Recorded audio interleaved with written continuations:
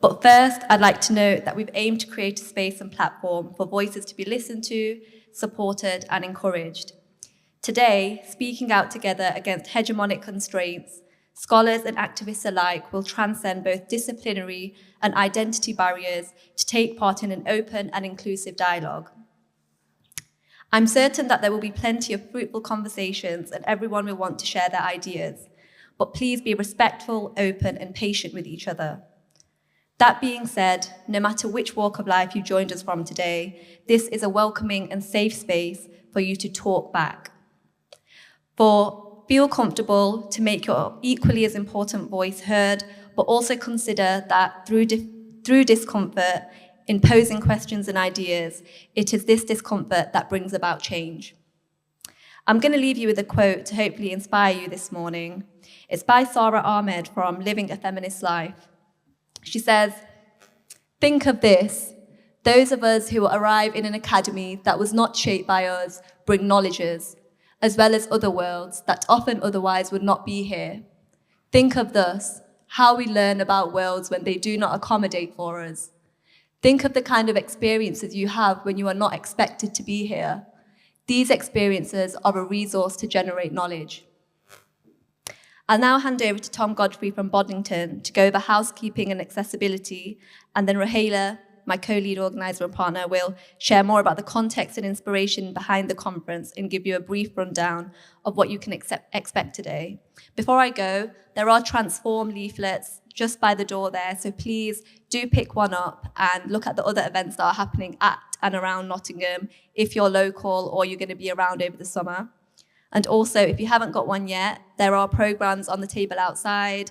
They're very fancy and they're very nice, and there's pictures in there. So do take them because they're quite aesthetic. You can share that on social media. The hashtags Talking Back 2024 and Talking Back Conference 2024.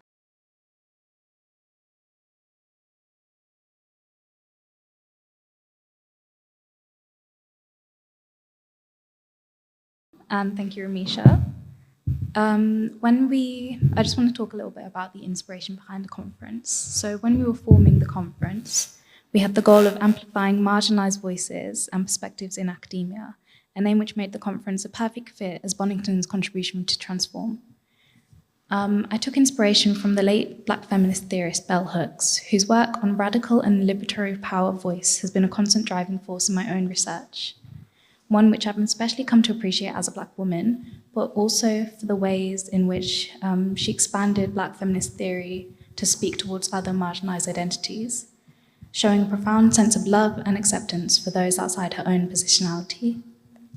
The conference today was formed around Bell Hooks' short essay, Talking Back, which explores the power of speech against the systemic silencing of marginalised voices.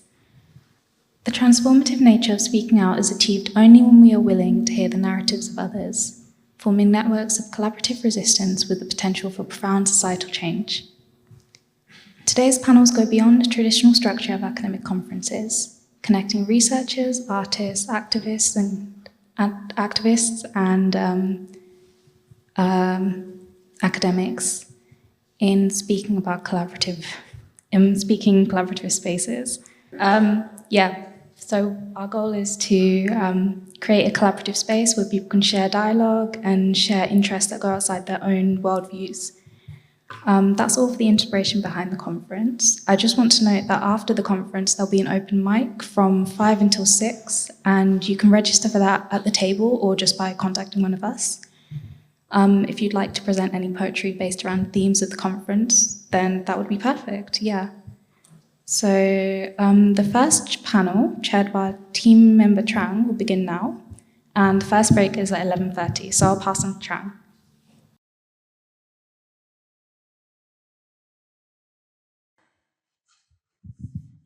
Hello everyone, my name is Chang and welcome to the first panel called The Transformative Power of Voice. So we have 3 speakers for this panel who will speak for about 15 minutes, and after that there will be a 15-minute Q&A session. So the first speaker is Dr. Helen Thomas. She's a Black British poet and academic who has published work on poetry, Black British writing, and the medical humanities. She holds a DPhil in English from Oxford University and is currently a researcher at Poetry Off the Page at the Department of English and American Studies at the University of Vienna. So welcome. And her presentation title is Speaking Tongues, Speaking Revolution, Black Female Poets at the End of the 20th Century. So over to you.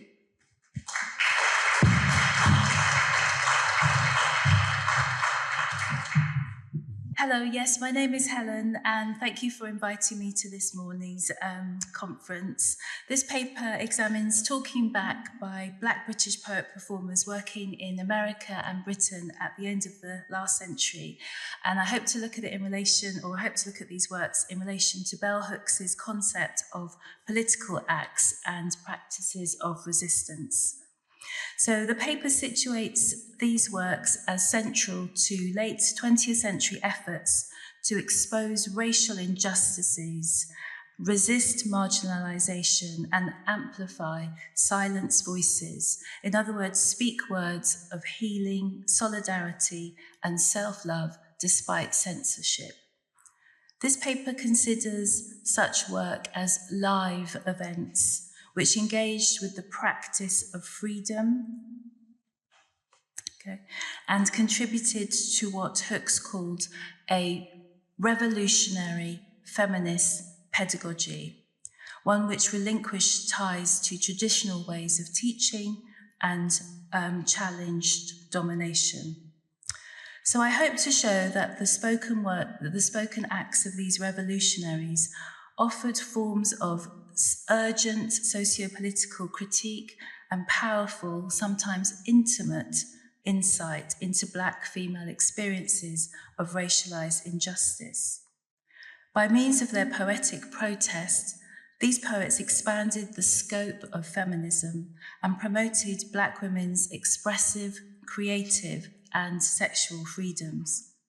I term them revolutionaries on account of their understanding of the interdependence of liberationist activism and their stress upon the importance of political consciousness, transnational feminism, and their efforts to inspire positive change in relation to a country's governance.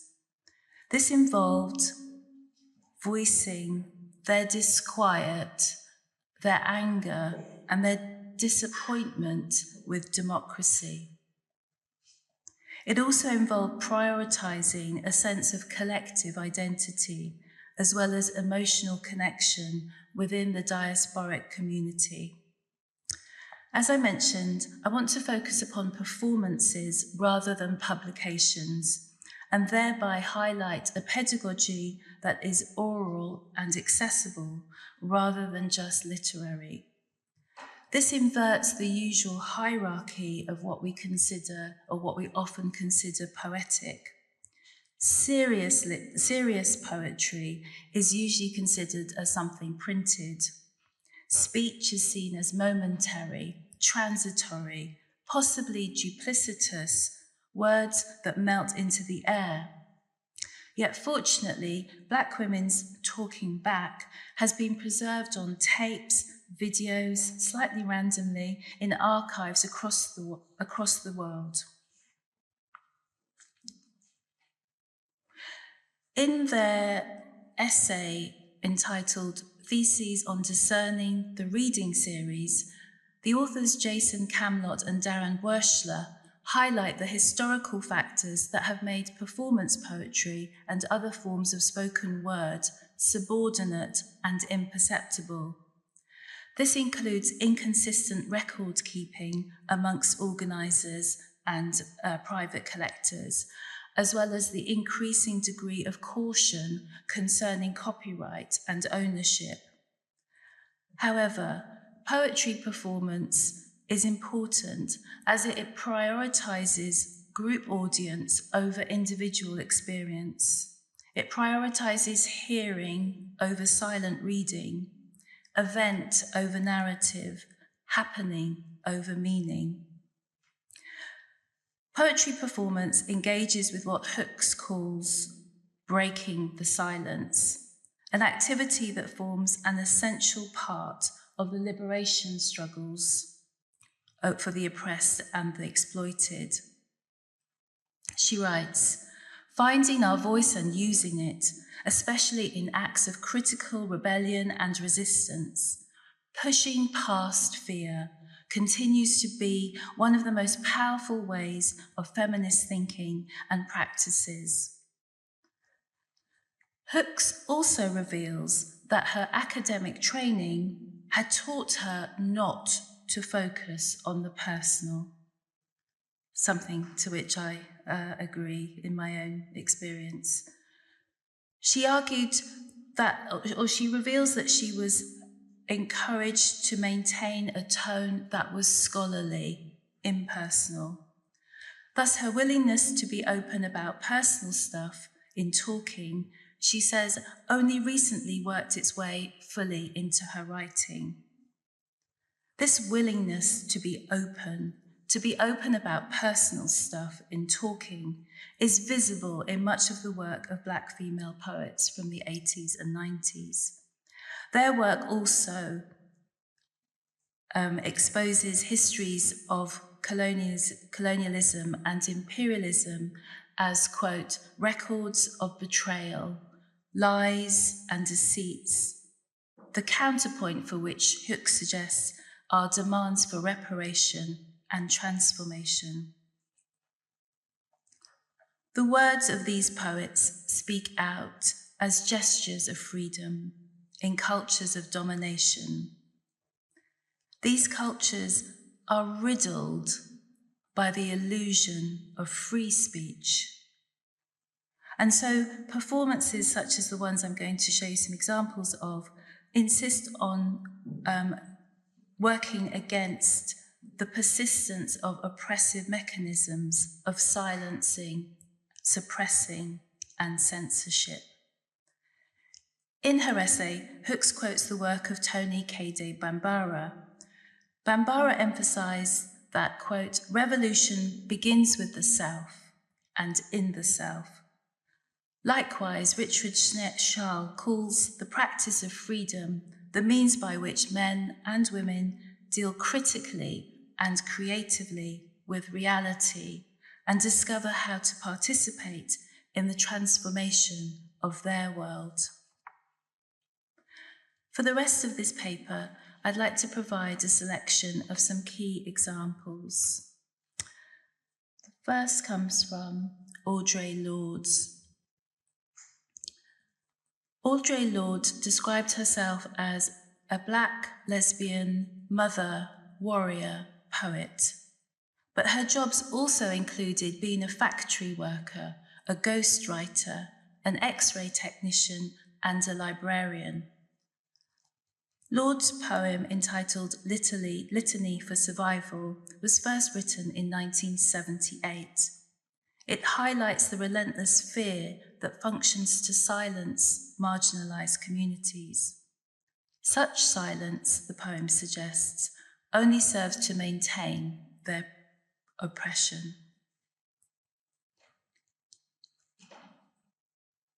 So we're just going to look at the two little clips from that poem.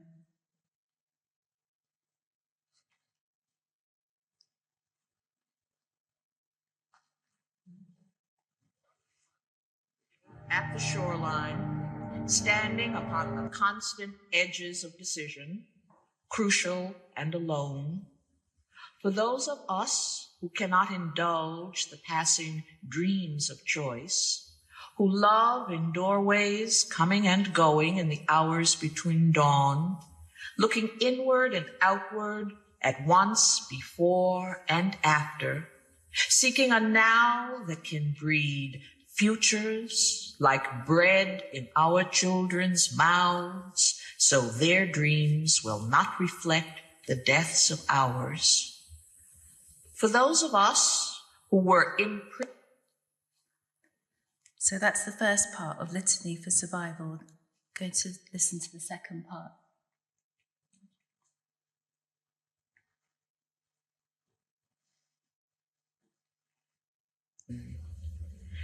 When we are loved, we are afraid love will vanish. When we are alone, We are afraid love will never return. And when we speak, we are afraid our words will not be heard nor welcomed. But when we are silent, we are still afraid. So, it is better to speak, remembering we were never meant to survive. Thank you. Such recordings of performances allow us to hear the poet's rhythms, her stresses, her emphases, her drawn-out syllables, the texture of her voice and her breath. But recordings also allow us to see poets with their audiences in a way that printed texts never do. So I'm just going to show a tiny bit of Lord in conversation with a group.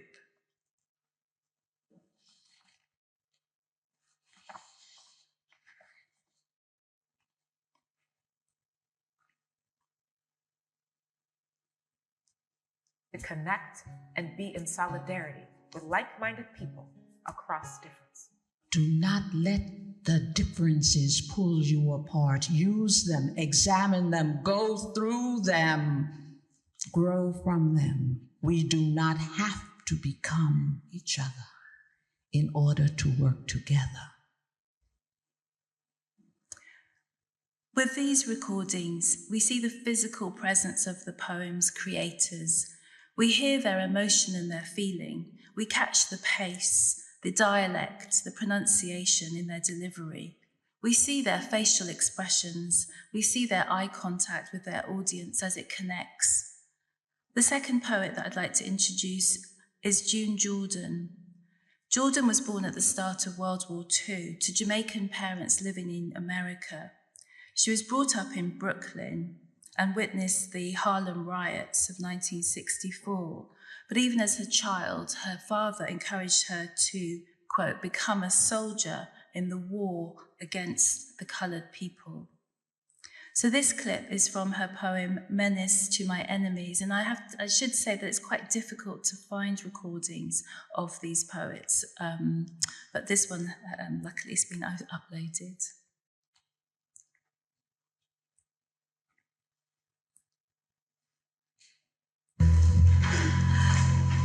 I will no longer lightly walk behind a one of you who fear me. Be afraid. I plan to give you reasons for your jumpy fits and facial tics. I will not walk politely on the pavements anymore, and this is dedicated in particular to those who hear my footsteps or the insubstantial rattling of my grocery cart, then turn around, see me, and hurry on away from this impressive terror I must be. I plan to blossom bloody on an afternoon surrounded by my comrades, seeing terrible revenge in merciless accelerating rhythms, but I have watched a blind man studying his face. I have set the table in the evening and sat down to eat the news. Regularly I have gone to sleep. There is no one to forgive me. The dead do not give a damn. I live like a lover who drops her dime into the phone just as the subway shakes into the station, wasting her message, canceling the question of her call, fulminating or forgetful but late, and always after the fact that could save or condemn me. I must become the action of my fate. How many of my brothers and my sisters will they kill before I teach myself retaliation? Shall we pick a number? South Africa, for instance. Do we agree that more than 10,000 in less than a year, but that less than 5,000 slaughtered in more than 6 months? Well, what is the matter with me? I must become a menace to my enemies. Thank you. And if I ever let you slide, who should be extirpated? So just to end there with a refrain, I must become a menace to my enemies, and also the words, I must become the action of my fate. I'd just like to end very quickly with a quote, a piece of a recording from Lotsange Shange's work, just to show that female poets also used humour to talk about themselves and their choices. So I think this quote gives a nice insight into the ways in which the personal and the political can be combined. There is an early recording of Shange. I think she's in her 20s when she reads this poem, but the one that I can show you at the moment because of copyright issues, is Shange giving this in her last years. Thank you.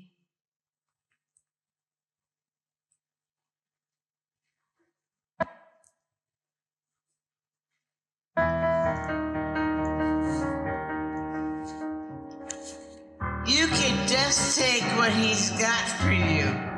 I mean, what's available could add up in the long run. If it's music, take it. Say he's got good dishwashing techniques. He could be a marvelous masseur. Take it, whatever good there is to get it and feel good. Say there's an electrical wiring fanatic. He could come in handy someday. Suppose they know how to tend to plants. If you want somebody with guts, you could go to a rodeo, a prize fight, a game war might be up your alley. There's somebody out there with... Just the very end now, that piece.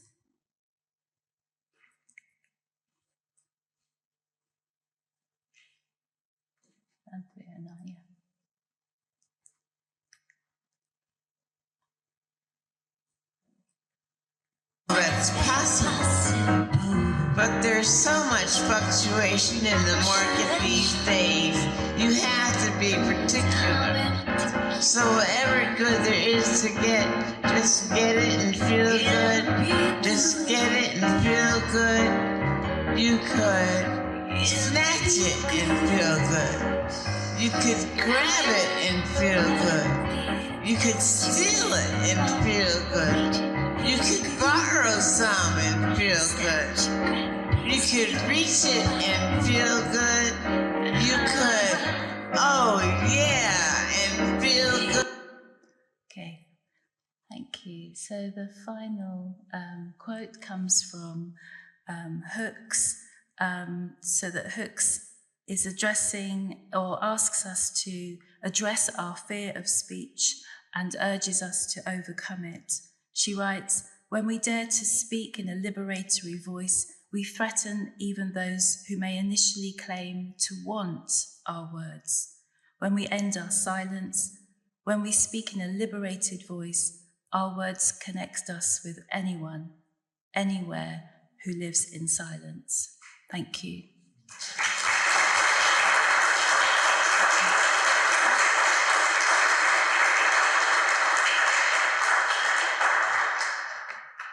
So the next speaker is Roxy Ablett.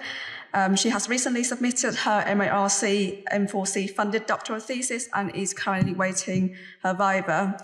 Roxy is based at Northern University and her current research focuses on the colonial dislocation, present-day decolonization and contemporary reclamation of Western African folklore. And she will be talking about decolonizing a folktale today.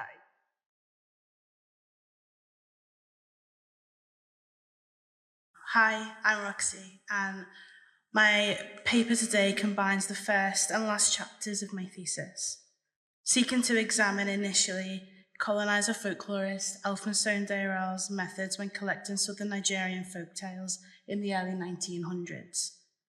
Subsequently, I will analyse how Baloo Babalola rewrites, reclaims, and decolonizes a folktale from Dayrell's first collection, in a short story collection, Love and Colour, published in 2021. This results in Babalola talking back to Dayrell, as well as the colonial and patriarchal systems with which he was working and of which he was a part. Little has been published about Dayrell. Sorry, I need to stay on the other slide. Little has been published about Dayrell. So I've undertaken archival research at the Royal Anthropological Institute and consulted other documentation such as census, military and Board of Trade documents, as well as birth and probate registries in order to find out more about him. What I have uncovered is Dayrell came from a comfortable middle-class family. He initially practiced as a solicitor in England before enlisting into the British Army at the age of 30 in order to take part in the Second South African Boer War in 1900. In 1902, Daryl was transferred to the Southern Nigerian Regiment, being promoted to District Commissioner of Econ by at least 1910. Daryl lived and worked in Nigeria as a colonial administrator until his death in 1917. Daryl's first collection of folk tales, stories from southern Nigeria, was published in 1910 by Longman Green & Co. His first collection contains nothing in terms of methodology and fails to contextualise the folk stories within it. Daryl's second collection, Econ Folk Stories from Southern Nigeria, was published in 1913 by the Royal Anthropological Institute, a much more academic institution, and it really shows, as we are given much more information about his methods in the introduction to the volume. Daryl's methods, although the second collection provides us with more information, it provides us with little to no context in terms of the oral storytelling traditions in Nigeria. But he does credit those who told him stories. They are named as an Akparabong native, a Basi of Income, Eneni, a dancing woman of Okuni, Iwankum, and an Ikon woman. These stories are thus from different parts of Nigeria and originate from different peoples, and then they are put into a folktale collection where they become part of a larger narrative with little context, which aids in dislocating them from their origins. Daryl's methods are an important part of colonial Nigerian history, even when the colonial collector has the best of intentions. There are negative repercussions which change, appropriate, and dislocate the stories, as they are also censored and therefore rendered incomplete.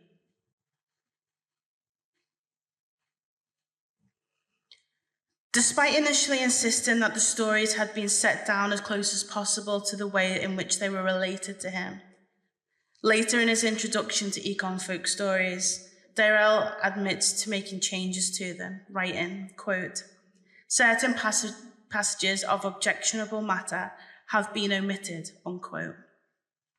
Alongside admitting this kind of material, choices were made to unpublish unsavoury material whilst cushioning the blow.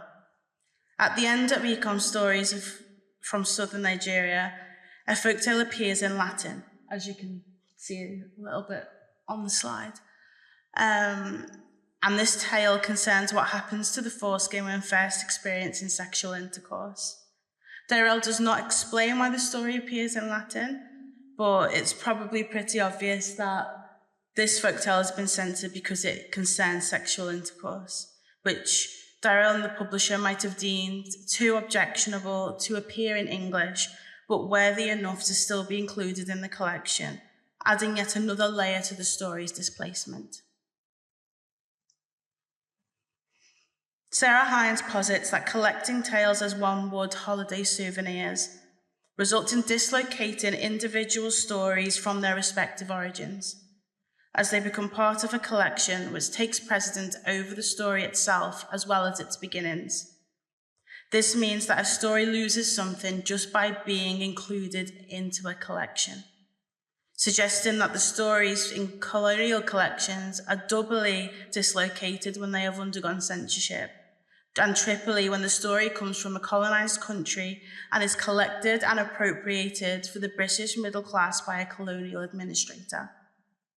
The actions of Daryl and others like him have resulted in fairy and folk tales from around the world being misrepresented, dislocated, colonised, and appropriated, meaning they are not reliable representations of the cultures from which they originate, and has contributed to the present-day need to decolonise folklore and fairy tale studies. This dislocation does not end with colonial collections. Tales from colonial collections have been republished in more recent volumes, some of which appear on this slide, and were published as recently as 2022. The colonial journey of these tales included in these recent collections, and others like them, fail to acknowledge the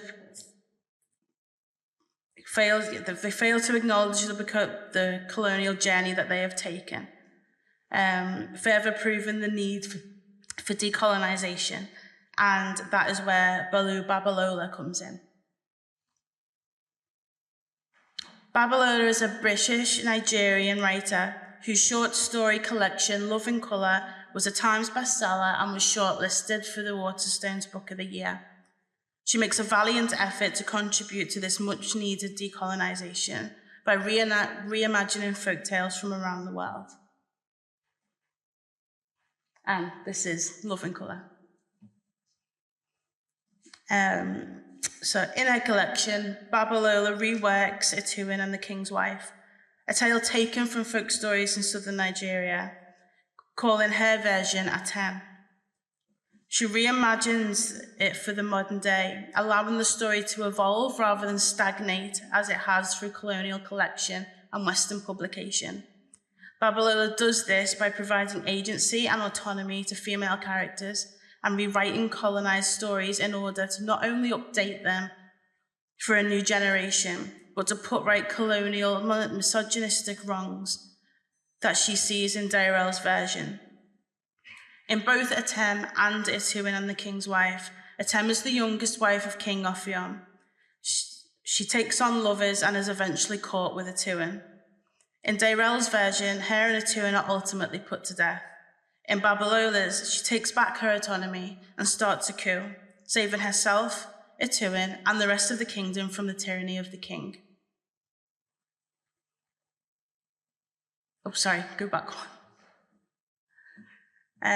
In Ituin and the King's Wife, Atem is portrayed as a predatory villain, therefore stepping outside of what is expected of a woman and punished for it. Atem is portrayed as preying on an impoverished Ituin for her own gratification because she, quote, did not like her old husband and wanted a young and handsome husband instead, unquote. There are parts of the social structure that are not mentioned here, however. Atem is in a similar situation to the one that Ituin is portrayed as being in, but this is not explored, nor is it used to sympathise with Atem, who was very young herself and in an unhappy marriage to a much older and much more powerful man than herself. The predatory and selfish traits that Atem is vilified for are much the same as the king, but he is not vilified at all.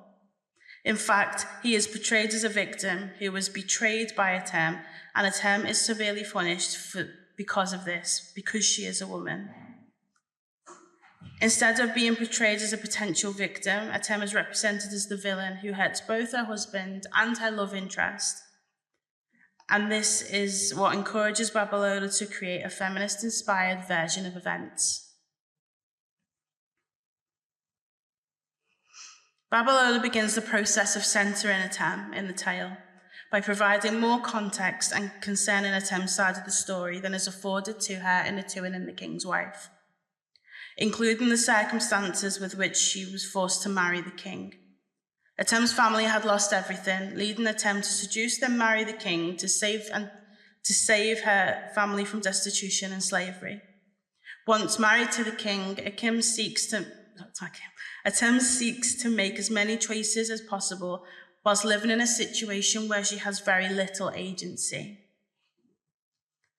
She does this by persuading the king to grant her privileges that are not usually afforded to a seventh wife, such as visiting the market, which is her chance to claw back some autonomy and choose new lovers while she was there. Bedding these men gives Atem back a small part of the autonomy that she lost when she married the king.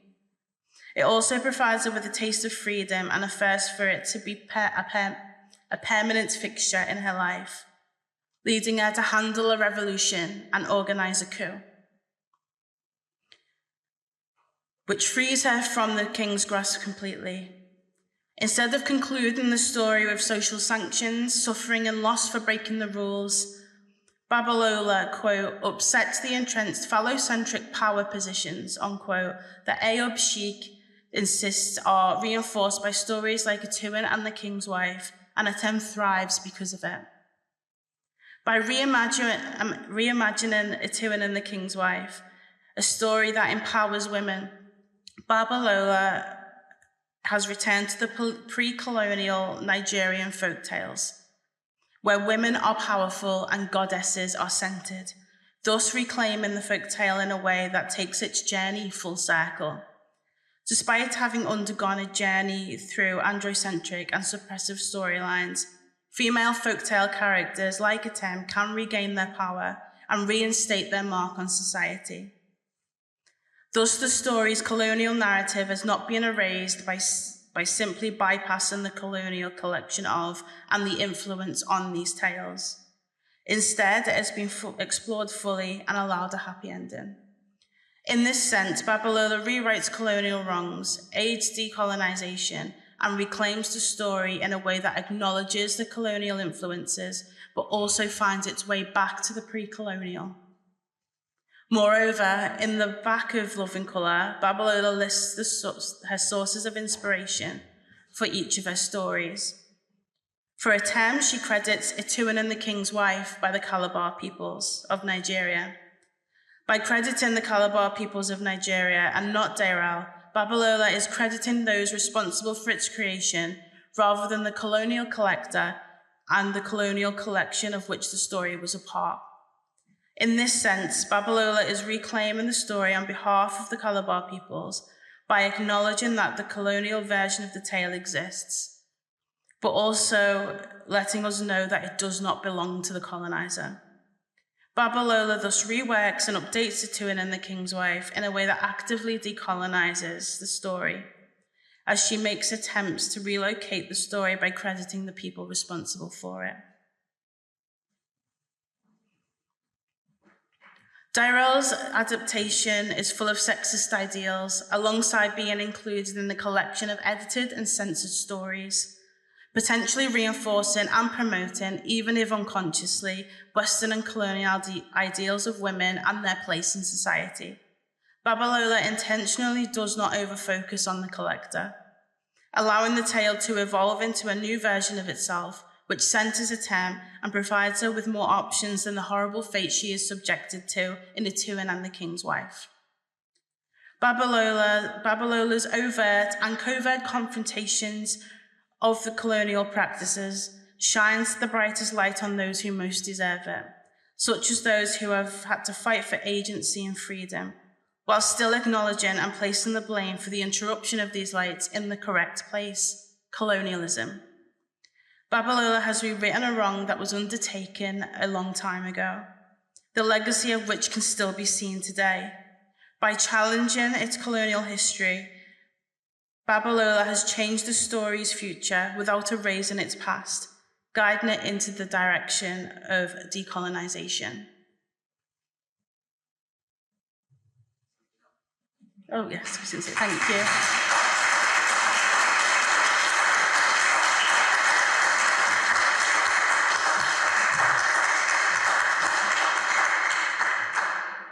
So the last speaker is Denise Sozen.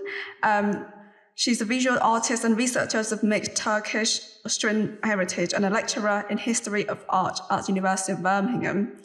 She specializes in contemporary art and decolonial theories in the context of globalization and diasporic art.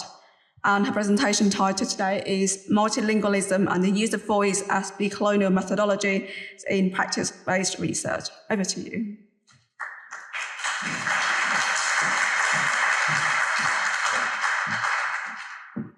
Thank you so much for inviting me.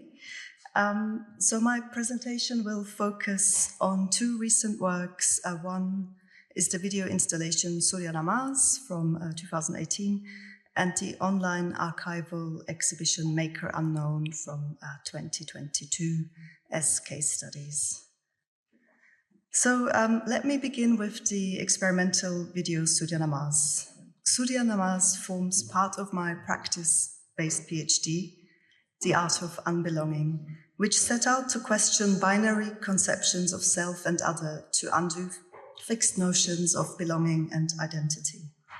The video is a personal investigation of yoga and namaz, the Muslim prayer ritual, exploring the potential of transcultural performance, opacity, and multilingualism to undo fixed notions of belonging. The main protagonists are my aunt Ümit, here on the slide, a Muslim woman who lives in Konya in Turkey, and my New York-born Nigerian Puerto Rican yoga teacher Marisol Figuera Reitze, who is currently based in Switzerland. I should say a former yoga teacher, not a current one, but they always stay with us. So the video explores the practices of yoga and namaz, the Muslim prayer ritual, through a personal and multilingual narrative, destabilizing fixed notions of belonging and identity through opacity and transcultural embodiment.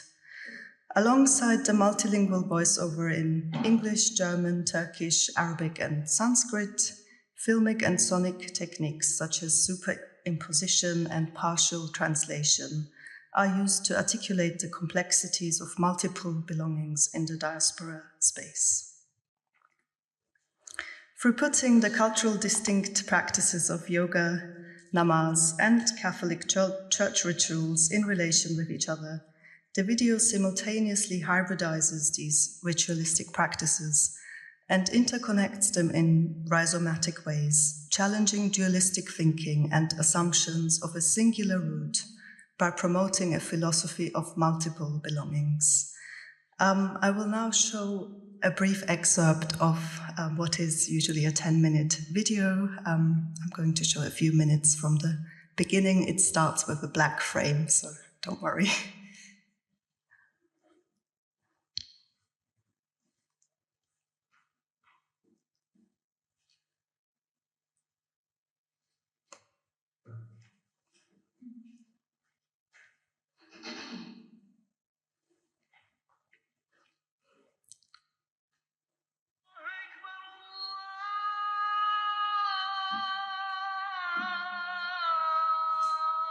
I wake up confused. I realize that I'm at Ümit Hala's place in Karapınar. It is still dark outside. Dışarısı hala karanlık. I hear my aunt getting up for her morning namaz. Sabah namazına kalkmış.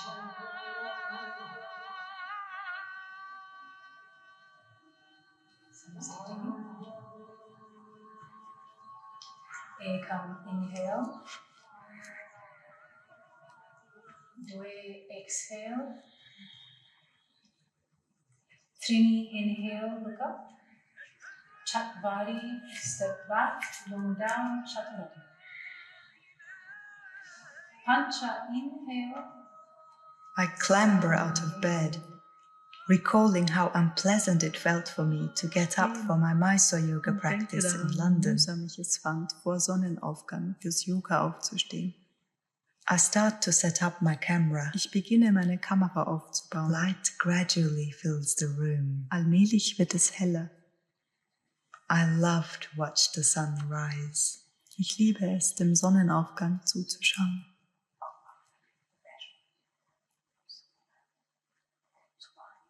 We are going to visit Babaanne's grave tomorrow. Babaannenin mezarını ziyaret edeceğiz. As a child, I would watch her praying.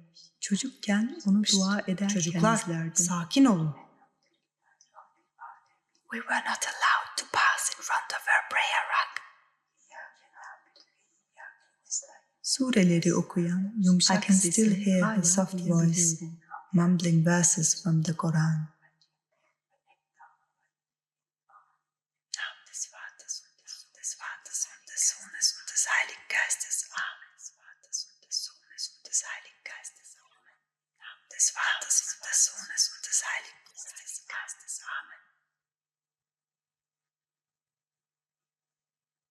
I created my own religion when I moved from Turkey to Austria. Ich habe meine eigene Religion gegründet, als ich aus der Türkei nach Österreich there was an old man wearing a long white robe, holding a chalice. Bir kadeh tutan yaşlı bir adam. At a religious Bir rahip service, vardı. he claimed that Jesus was our bread and wine. Ekmeğimiz ve şarabımız olduğunu iddia I was left edince speechless. şaşkınlıktan dilim tutuldu. It is then I secretly founded my own İşte religion o zaman and baptized gizlice my kendi cat. dinimi yarattım ve kedimi vaftiz She ettim. did not like it. O bundan pek hoşlanmadı. In school, the songs we had to sing In der about Schule Jesus fand ich die Christ Lieder, die and wir the über Holy Jesus Ghost und den Heiligen Geist always made singen me mussten. cringe. Immer etwas befremdlich. I had the very same feeling in my first yoga class when I had to chant the word.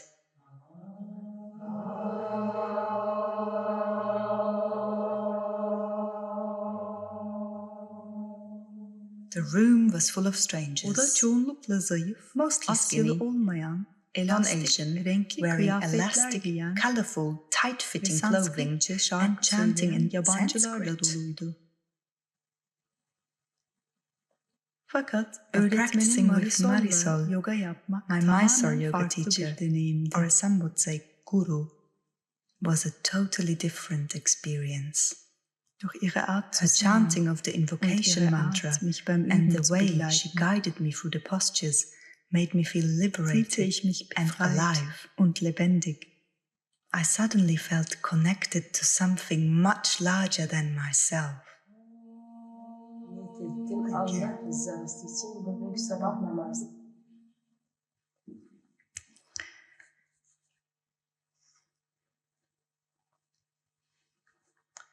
So the work was conceived as a video installation to be projected life-size onto a wall.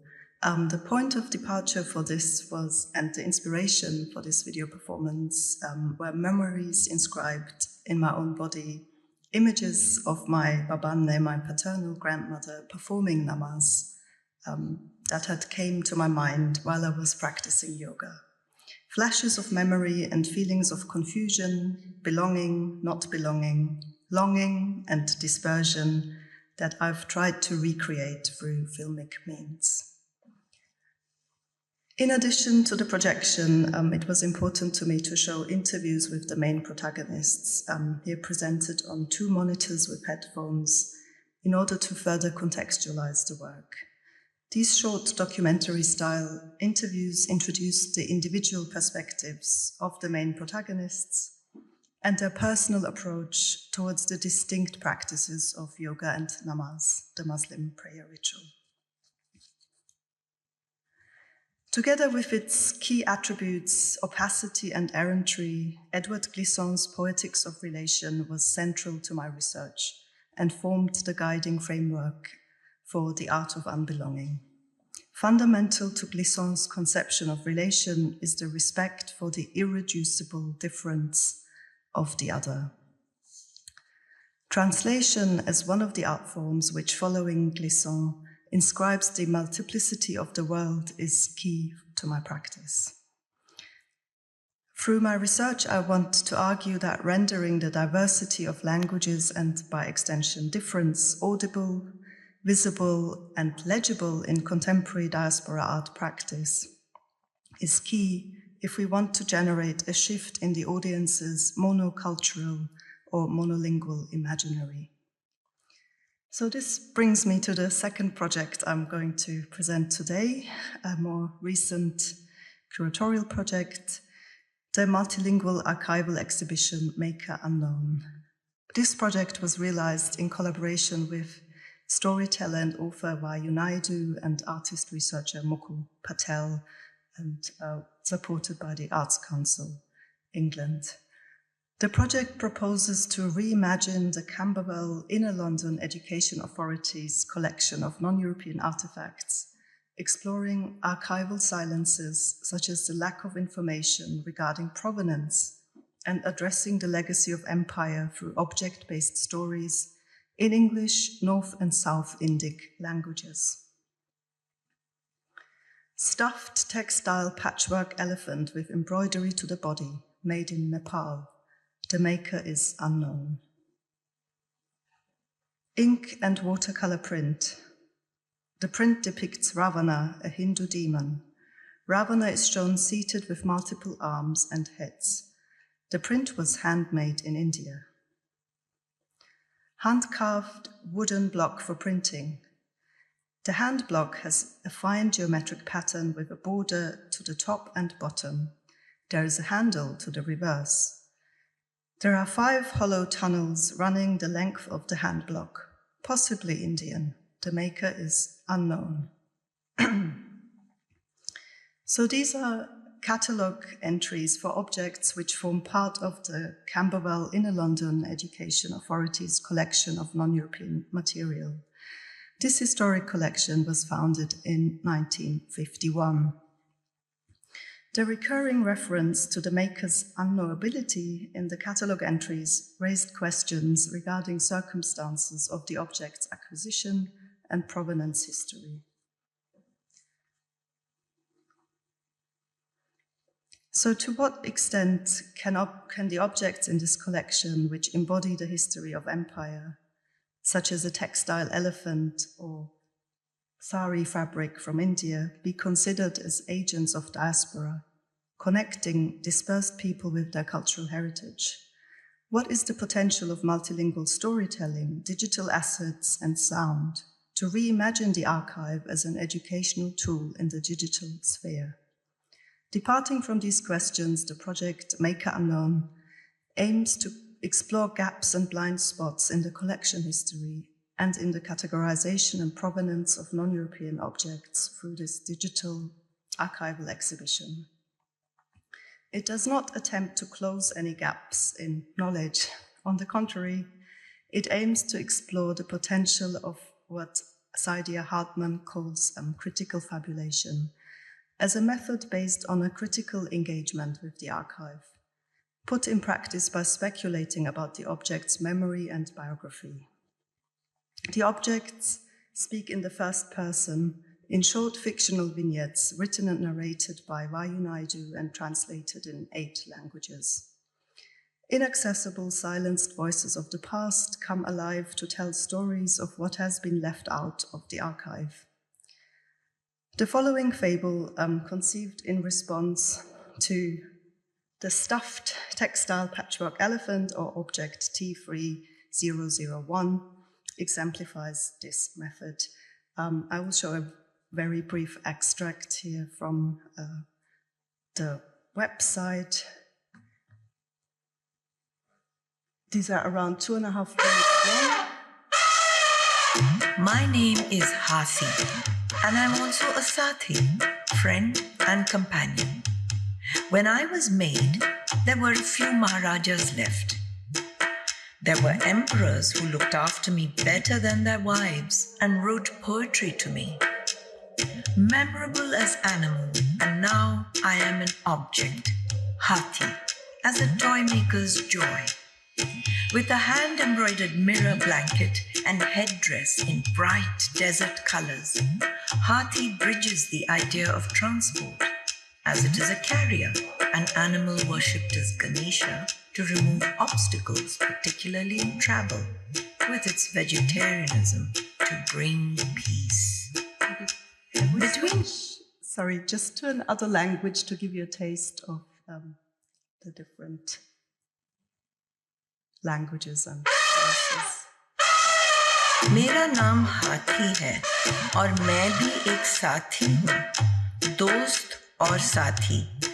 जब मैं बना था तो कुछ महाराजा बच्चे थे. ऐसे सम्राट थे जो अपनी पलियों से बेहतर मेरी देखभाल करते थे और मुझे कविता लिखते थे, जानवर के रूप में यादगार, और अब मैं एक वस्तु हूँ, हाथी. Please feel free to visit the website later on, makerunknown.org. Unfortunately, we are short of time, so I won't be able to show you more stories. But in this case, reflecting on their potential function as toys, the storyteller's narrative evokes the ethos of the maker, transporting the viewer to the era when these objects may have been made. The elephant doll, quote-unquote, speaks through the storyteller's first-person narrative, reminiscing about the object's cultural heritage. The narrative gives rise to multi-layered meanings, opening up a new set of questions. Resonant of Hartman's method of critical fabulation, Maker Unknown works with and against the archive, marked by, and I quote, the refusal to fill in the gaps and provide closure. So crucially, the fable is not a precise representation of facts relating to the objects and its unknown maker's history. I'm coming to an end here. Through multilingual storytelling, Maker Unknown creatively responds to colonial power relations inscribed in the gaps of the monolingual archive that holds this collection. Through these fables written by Vayu Naidu, the project enables the objects to speak in the first person narratives recorded in multiple languages, relating to their provenance histories and geographical origins.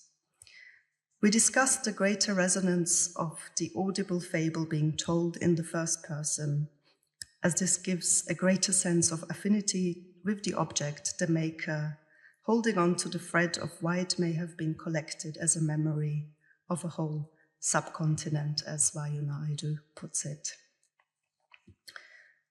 So just to close, what connects these two projects is my inspiration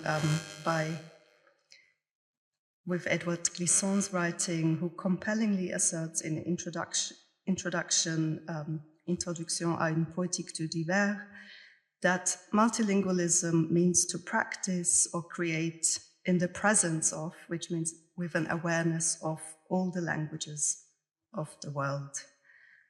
And hopefully, through this project, we can contribute to debates on decolonizing museum collections and instigate further research into orality and multilingualism as decolonial methodologies and decolonial archival practice in the digital sphere. Thank you so much.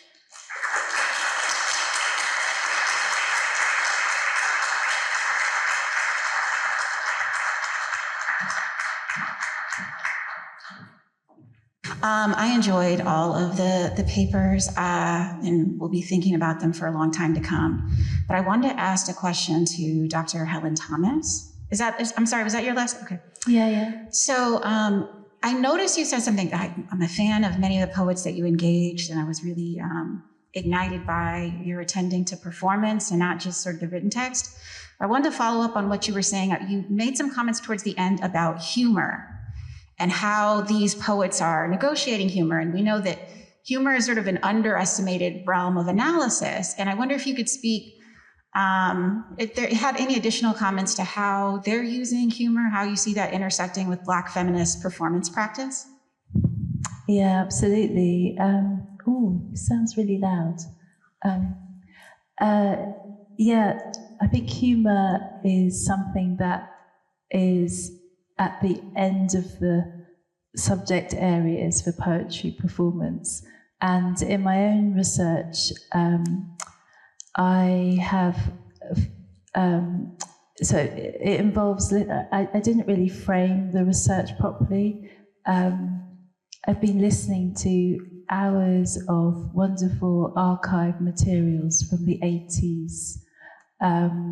So I chose 10 years, but there's actually 40 years of archival recordings in the spoken word archive in London. And there are other archives in the States as well. So with humour, one of the poets that I've come across is Marsha Prescott. And she is a Caribbean poet who was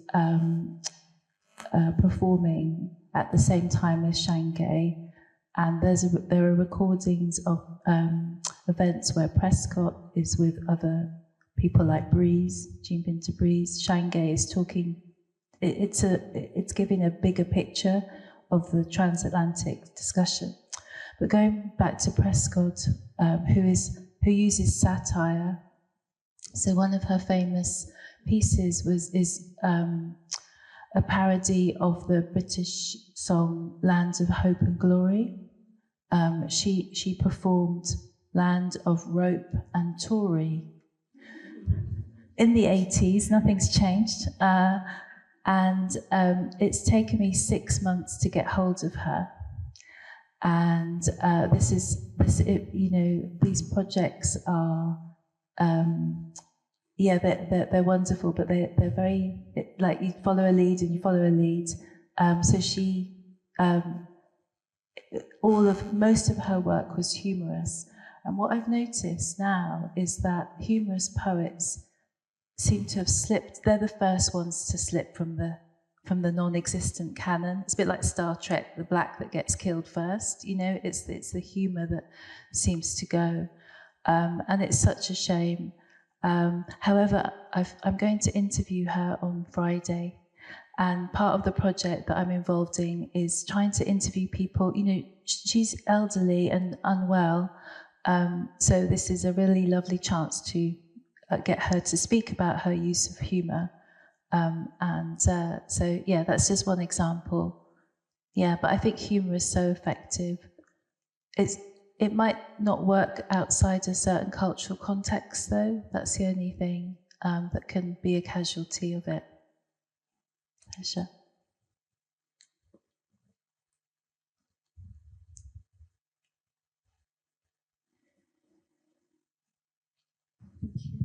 Well, thank you all so much. I really enjoyed this panel. It was a wonderful panel, and thank you, organisers, the whole team. You're doing a brilliant job.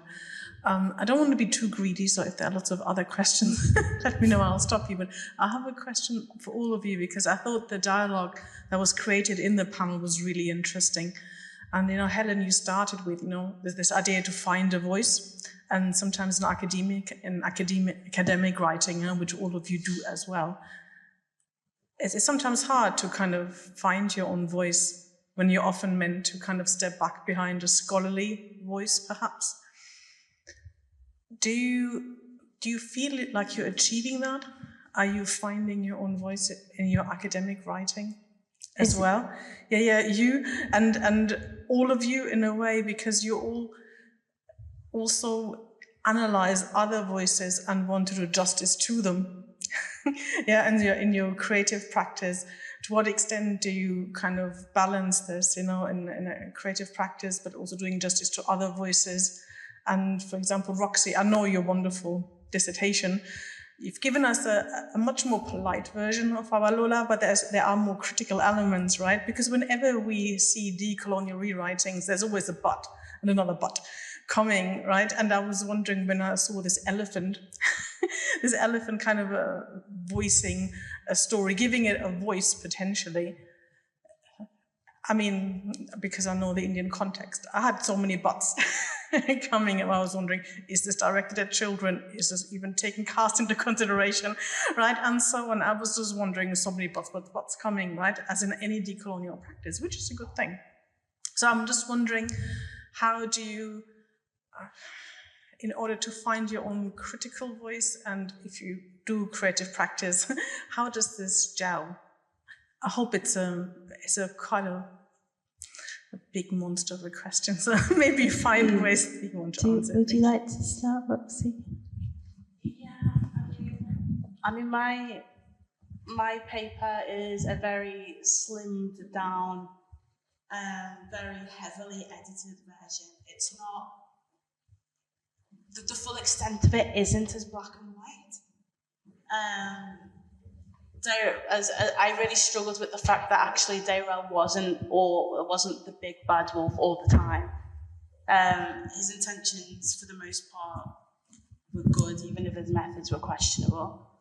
And there's always, when you're rewriting something that's already been written down and censored and appropriated, it's always going to be a little bit questionable in terms of Babalola. But I think in terms of finding my critical voice is I've had to be reeled in. I've been overly critical, and I think it comes with me being the kind of person who's like quite blunt and says it how it is, and you have to be a little bit more diplomatic when you're writing in a scholarly sense. there's been a lot of times, because Nicole is one of my supervisors. So there's been a few times where Nicole has read my work and been like, maybe you're a bit too harsh. And I think there's, even when I think I've reeled it in, Nicole's still like, can you be a bit more diplomatic?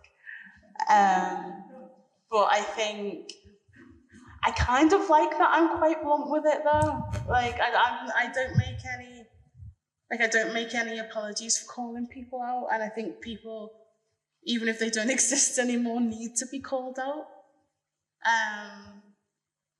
So I've tried to reel it in a little bit, but I think that part of my critical voice is something that I don't want to lose. So I don't even know if that answered your question, I'm sorry.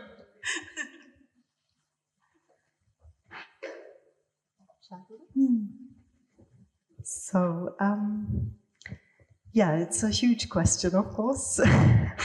Sorry, not used to this being mic'd up.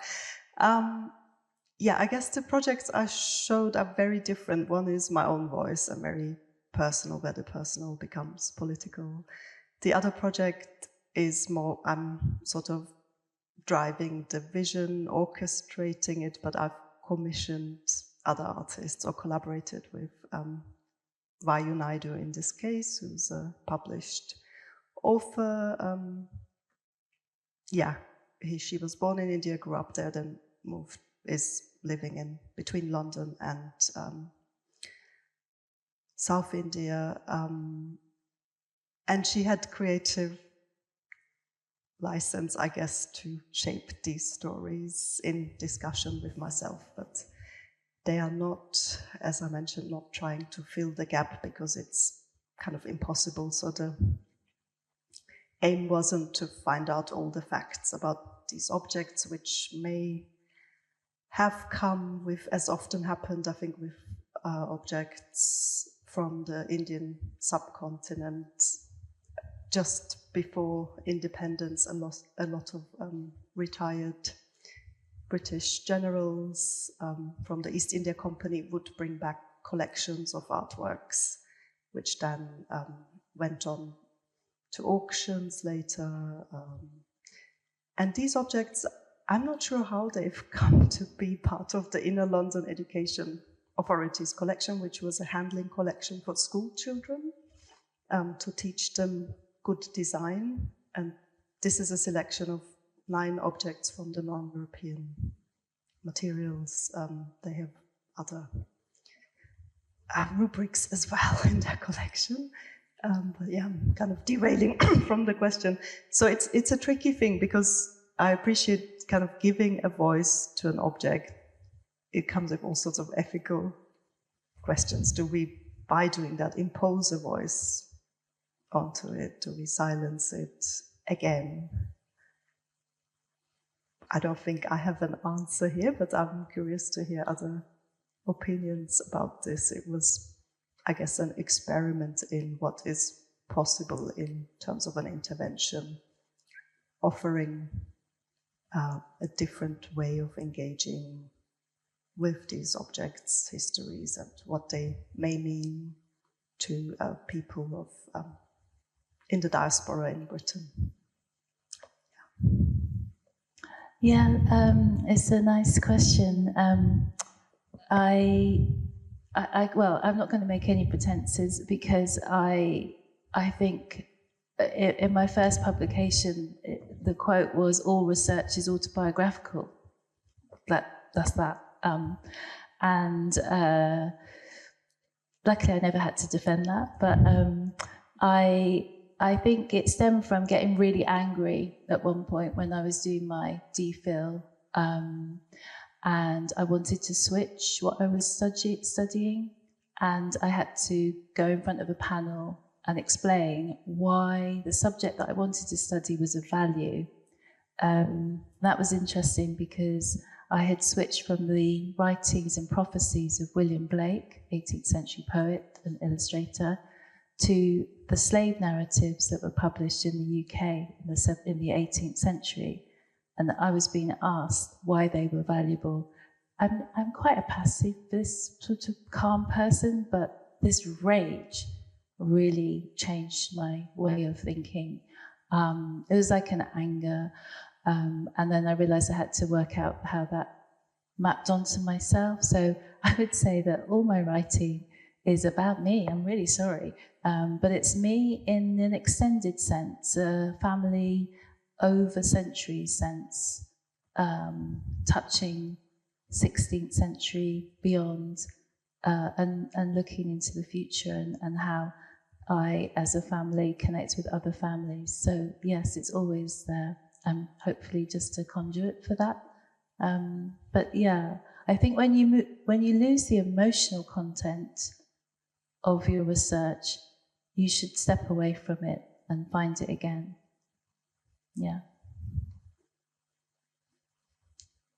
I'm just conscious of time, so hello, everyone. Thank the panelists for their wonderful presentation, and thank you for bringing the voices to our attention. And I'm certainly really inspired by all of the presentations you delivered. So yeah, can we have a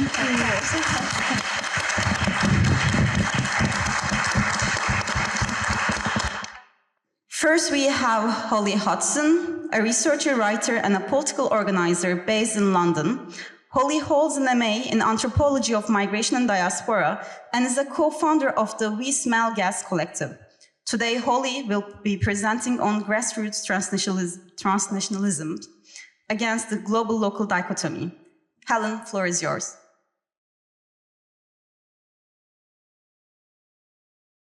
It's really great to be here today. And thanks to everyone who contributed this morning. It was such an exciting, just exciting way to start the day. And such a hybridity of different ideas. And thanks everyone. And it's great to be here. Not so used to speaking with a mic, so I'm going to try and make this work. But just a little introduction on some of the things I'm going to be speaking about today.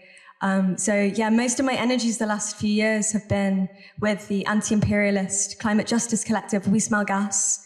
And we organise mainly in Central Europe, but we're starting to organise a bit more in the UK at the moment. And what we're trying to do is we're trying to basically build out a public consciousness around how processes of imperialism are connected to energy justice. So that's kind of our project, and that's what will inspire. I'm going to say 3 snippets that I'll speak around today, because this is part of a longer form intervention that there isn't really time for. So I'll speak about transnationalism, about solidarity, and maybe look at some more kind of pragmatic ideas for how we can move forward with our political organising in the moment that we're currently in.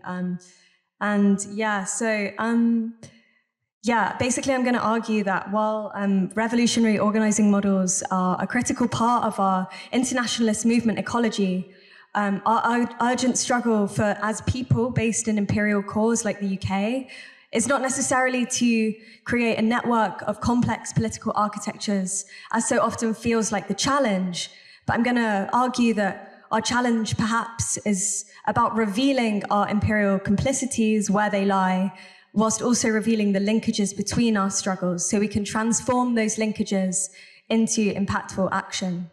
I'm going to begin with a little anecdote. Last year, as part of We Smell Gas, I went to this counter summit in Marrakesh, which was really amazing. It was against the backdrop of the World Bank and the IMF annual meetings, and it was kind of like a grassroots and civil society meeting of organisers, unionists, people working across intersections of different struggles, housing justice, land justice, climate justice, all of these different themes, and kind of coming together to discuss the problems of debt alongside the corporate capture of our key systems of social reproduction. So that was the challenge, was how to create or co-create models to draw down power from the global elites and from big institutions like the IMF to build an anti-imperialist movement of movements. And a lot of the discussion we were having there was reflecting on the success and failures of the World Social Forums. So if you guys haven't heard of them, they've basically existed for a couple of decades now. They began in 2001, and they were basically founded by like a bunch of grassroots organizers, mainly from former or ongoing colonized places, who came together in opposition to the neoliberalism represented by institutions like the IMF. And it was basically made up of organizations working against the neoliberalization of the economies of the South. And it was, and it continues to be, inherently intersectional. So we were talking a lot about like, how are these spaces functional, how are they working? And a lot of the questions we're thinking about like quite bureaucratic ways of organizing. So like, how do we communicate about like, which company are you targeting in the Philippines? Well, what are you doing in the UK? And like, how can we link our struggles in that way? And a lot of it was like thinking of like practical routes, like how do we communicate, what, like literally like what telecommunication channels are we using? Like, how are we texting each other? Like, how do we co-build campaigns, that kind of stuff. But like towards the end of this forum, we were there for a week. It was at the start of October, so it was obviously a really important time in our recent history. And towards the end of the week, there was kind of the sense that like, why are we speaking so much about bureaucracy? And actually the conclusion that people came to in that forum was that what we really need is an expanded internationalist sentiment and momentum from a constellation of localities from across the world. So rather than thinking in this quite abstracted and unrooted way about how we can communicate and how we can organize, on Signal and on these like encrypted websites and all of this like very like techie, ungrounded ways of organizing, what about an anti-imperialist movement of movements that connects local movements internationally through a shared and collective spirit? We've been thinking about that as a collective kind of since that moment, and trying to understand a bit more what international solidarity looks like from our own context. So understanding how, in which ways, whether we like it or not, we're made complicit by living in a world that is colonial and capitalist and imperial, how we can build a movement of locally impactful anti-imperialist movements around that. Just going to check, my sense of time is quite bad, so just going to keep an eye on that. We've been reflecting on this kind of definition of solidarity, because I think it's something that we speak about a lot, but we don't often kind of put into to terms or frameworks, as I'll speak about in a sec.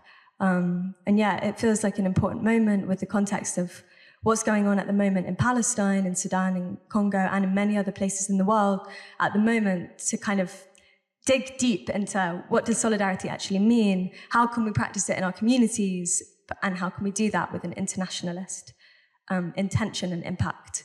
And this isn't going to happen via liberal frameworks of human rights, aid, charity or development, but it's going to happen, at least this is my perspective and the perspective of the people that I've been organizing with recently, that's going to happen with inter-community and cross-border solidarity. I thought I'd bring in Judith Butler here because I think that their work is really useful on this, in particular their 2009 Frames of War, where they define solidarity as beginning with an embodied recognition of a shared existential vulnerability. They elaborate. It's a commitment to struggle for those who you do not and will not know, beyond the normative frameworks of recognition that qualify what is a life.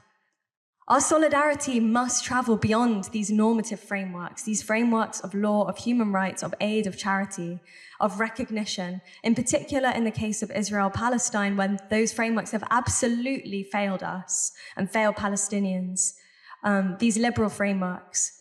And in a way, they uphold the most acute possible form of racism that has happened in recent times. And this racism, we must understand, is the key language of imperialism, and it's the language through which imperialism expresses itself and expands. So when we try and apply these hegemonic frameworks universally, they'll inevitably fit some subjects more neatly than others. So maybe solidarity is not a framework at all, but rather an ontology. And as such, it cannot be subsumed by institutions or legal frameworks, but is motivated by a collective existential form of planetary belonging to life that is both local and global without tension. It's a life-affirmingly planetary, anti-capitalist disposition. And it's an existential form of belonging to those who we do not and will never know. And yeah, we find this really useful when thinking about the challenge of localized forms of organizing from the grassroots with a transnational intention. So yeah, just to kind of wrap up a note on kind of moving forward with this proposition into something that might be a useful reflection for maybe some of the research or organizing that you guys are doing here in Nottingham or in other places that you're from. So yeah, kind of two observations to close. Firstly, is that our relative, and that's an important word here, our relative safety and comfortability in the UK is built on the racialized and class-based exploitation of those our supply chains continually suppress or colonize, both at home and beyond our borders. And in somewhat contradiction to our relative precarity in the UK, marked by an ongoing profit-driven austerity politics, child poverty, rising house prices, hardening borders, the de-development of the welfare state. It's a grim picture at the moment, but you name it and we all understand it. So the challenge with solidarity against and in resistance to contemporary forms of global imperialism that is unique to this current moment is the vast and sprawling nature of multinationals and financial institutions and their deep entanglement with our states that's obviously set in since the neoliberal, the neoliberal turn. And alongside the disenfranchisement of our unions and increasingly precarious working class, it's easy to feel like the tools in our kit, so to speak, are weaker than they have been historically. So yeah, I want to suggest that it's time to start joining the dots between our struggles. In the UK, we need to begin linking the outrage that more and more people are feeling about the genocide in Gaza with the dissatisfaction and precarity that so many people in austerity Britain are grappling with. This is not to relativize or conflate, but to recognize that both phenomena are symptoms in ways of how British capitalism operates and in tandem British imperialist foreign policy. So it's about understanding both our complicity and how we're hurt by that complicity. And tangibly, we need to link this into greater industrial action and militancy in solidarity with Palestine, each other, and against imperialism of all forms, reactivating working class revolutionary organizing in unions, in our workplaces, to dismantle complicity wherever we can identify it. And as Gaji Bhattacharya says, racial capitalism F's us all, it just F's us all differently. So a key challenge of building the movement of movements we need at this critical moment will be the task of getting people to make these links and transform these links into action. And yeah, just a final thing to close on is, I kind of wanted to end with a sentiment from the poet and writer Mohammed El-Khad. You guys probably know of his work, but he wrote a really great article at the beginning of March about this kind of thing that people have been saying on marches and on demos, we are all Palestinians. And he kind of wrote against that and said, the rallying cry that we are all Palestinians must abandon the metaphor and manifest materially. So I hope this has been a useful reflection on how we can look to where we are both complicit and hurt by racial capitalism and British forms of contemporary colonialism. And yeah, thank you for having me.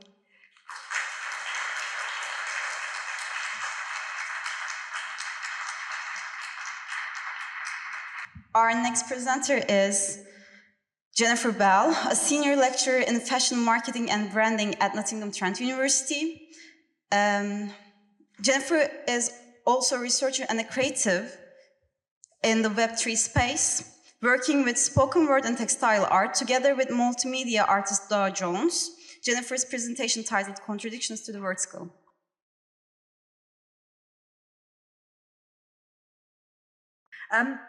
I'm about to talk about being dyslexic in the context of being a staff member at a university.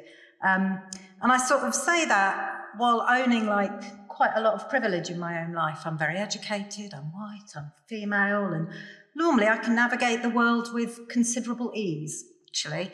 But when it comes to being in a university with my specific form of neurodivergence, I find that a little bit more challenging, so I'm going to talk about it.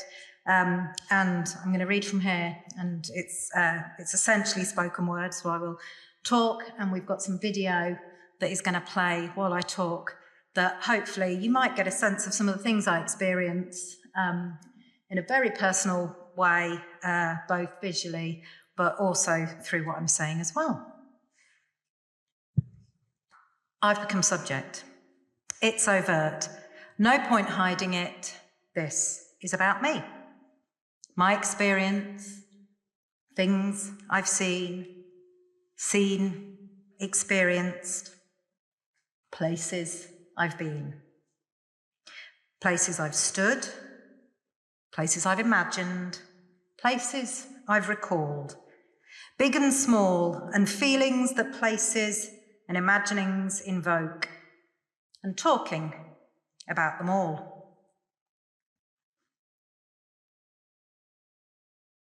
Normally, I write about technology, imaginings of technology. Let technology be. This is about me. Other people like me, staff, students. There's a high proportion of us compared to the population that live here, figuratively, in this zone of creativity. A colleague signs her emails. I'm dyslexic. Expect curious ideas and curious spellings. She highlights in pink. Badass. She gives support unapologetically. Blink of an eye. Emailed authenticity. Emailed positionality. I've seldom been brave enough to put it in writing before. I say it. My colleagues know because I say it. My colleagues know because they experience it. They proofread my work. They know I get numbers mixed up. They can't be trusted. They know I can't be trusted to talk dates. And they know I don't like forms, get form anxiety. So they take the lead on the M4. So yes, my colleagues know. I've seldom been brave enough to put it in writing before. I say it. My students know because I say it. I empathise, encourage them to visualise. I help them untangle the knots in their brain, help them identify intersections, points of interest other students might not see. Teach them to read strategically. I apologise for typos, ask them how to spell words that I know as soon as I hear them, I'm never going to get in a moment, in a classroom, on a whiteboard. So yes, my students know. I've seldom been brave enough to put it in writing before. I say it. My superiors know because I say it. My line manager knows because we talk about it. My mentor knows because we moan about it. Not about it, not about dyslexia, but about being dyslexic in the vertical, in the context of the university. So yes, my superiors know. I don't know if the university know. By university, I mean the vertical, the department, the people you speak to in HR when there's a data breach. The people you speak to in HR when you need to pay a guest. Those people who represent the university. I don't know if they know. I can't remember if I ticked a box, gave an explanation when filling in a form that was giving me form anxiety back in 2020. The verticals build the beast. The departments, the kingdoms, the sections, the fiefdoms, the groups, the communities, the committees, the horizontals, the verticals of a modern university. The horizontals are collaborative, work across departments, embrace diversity of knowing, embrace diversity of perspective. Horizontals put on workshops, engage and listen, good at listening, good at thinking, good at communicating, good at questioning. The horizontals are responsible for initiatives and programs that step one metaphorical foot at a time toward progress, whatever that looks like. Verticals are different, a contradiction to the horizontal continuum, a rupture, a moment in which reality reigns, where the here and now is prioritised and the future just bullet points to be surmised. Forms are vertical, designed by verticals. Forms to apply for a job that collect onerous amounts of information. Forms to online appraisal forms. There's a trick to filling in. Forms to apply for conferences. Title, abstract, bio. Forms to apply for residencies. Title, description, outcomes, bio. Forms to ensure quality. M2, M3, M4. Forms to nominate your colleagues for their excellence.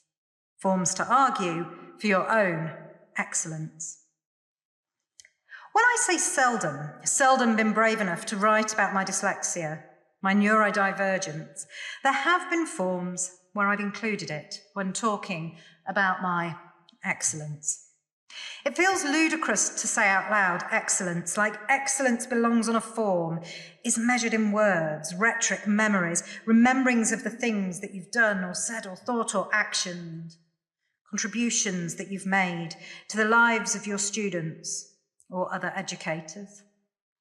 Excellence reduced to a Word document.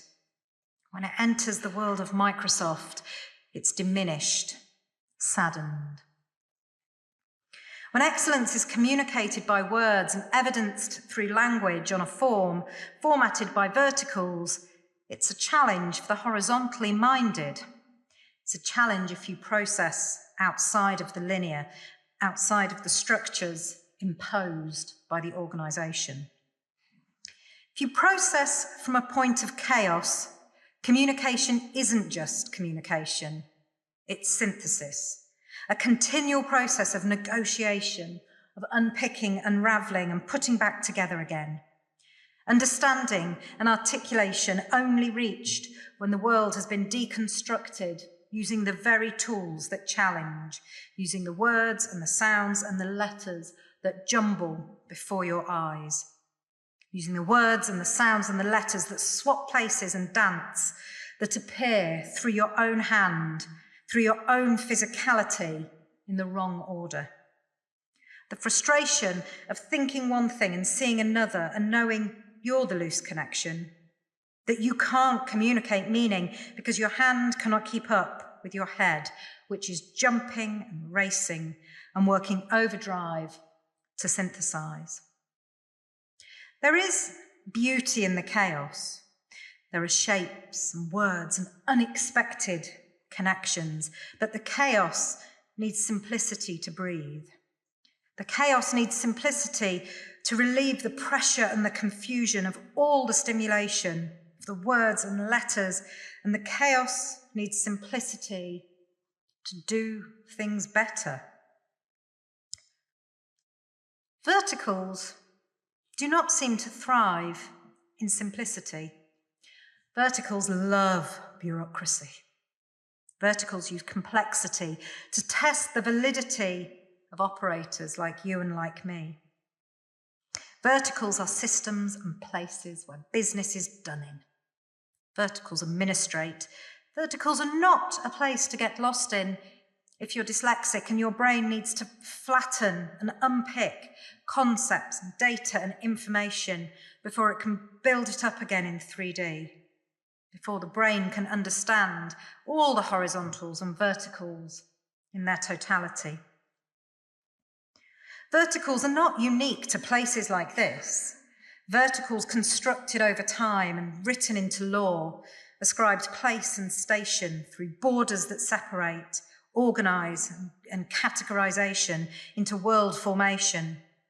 Values ascribed to those who are strong or those who are bright, those who can breed or those who can fight. So categorize the world along vertical lines to stymie the difference. Maybe everything will be fine. Apply colonial practice through cartography and politics. Apply colonial practice through departments, mortar and bricks. In some contexts, the horizontals win. They are experience, conversation, community, and creativity. In some contexts, they're thriving, but in some places, we struggle to make the verticals see our value to the modern day university. So, this is me being brave enough to write it down. Cheating, because I'm saying it. I realised that I've been really dyslexic, and this isn't the version I should be speaking to. And I can't remember how I'm meant to finish this piece, so I'm just going to say thank you.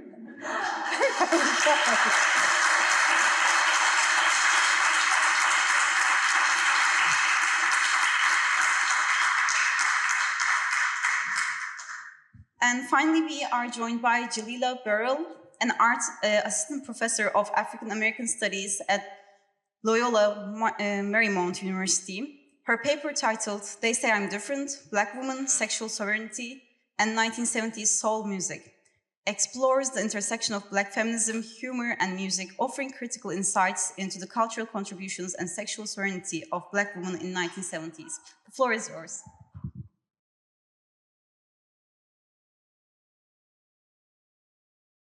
All right, good afternoon, good people. I want to echo my previous panelists and people we're in conversation with, that this has just been so dynamic.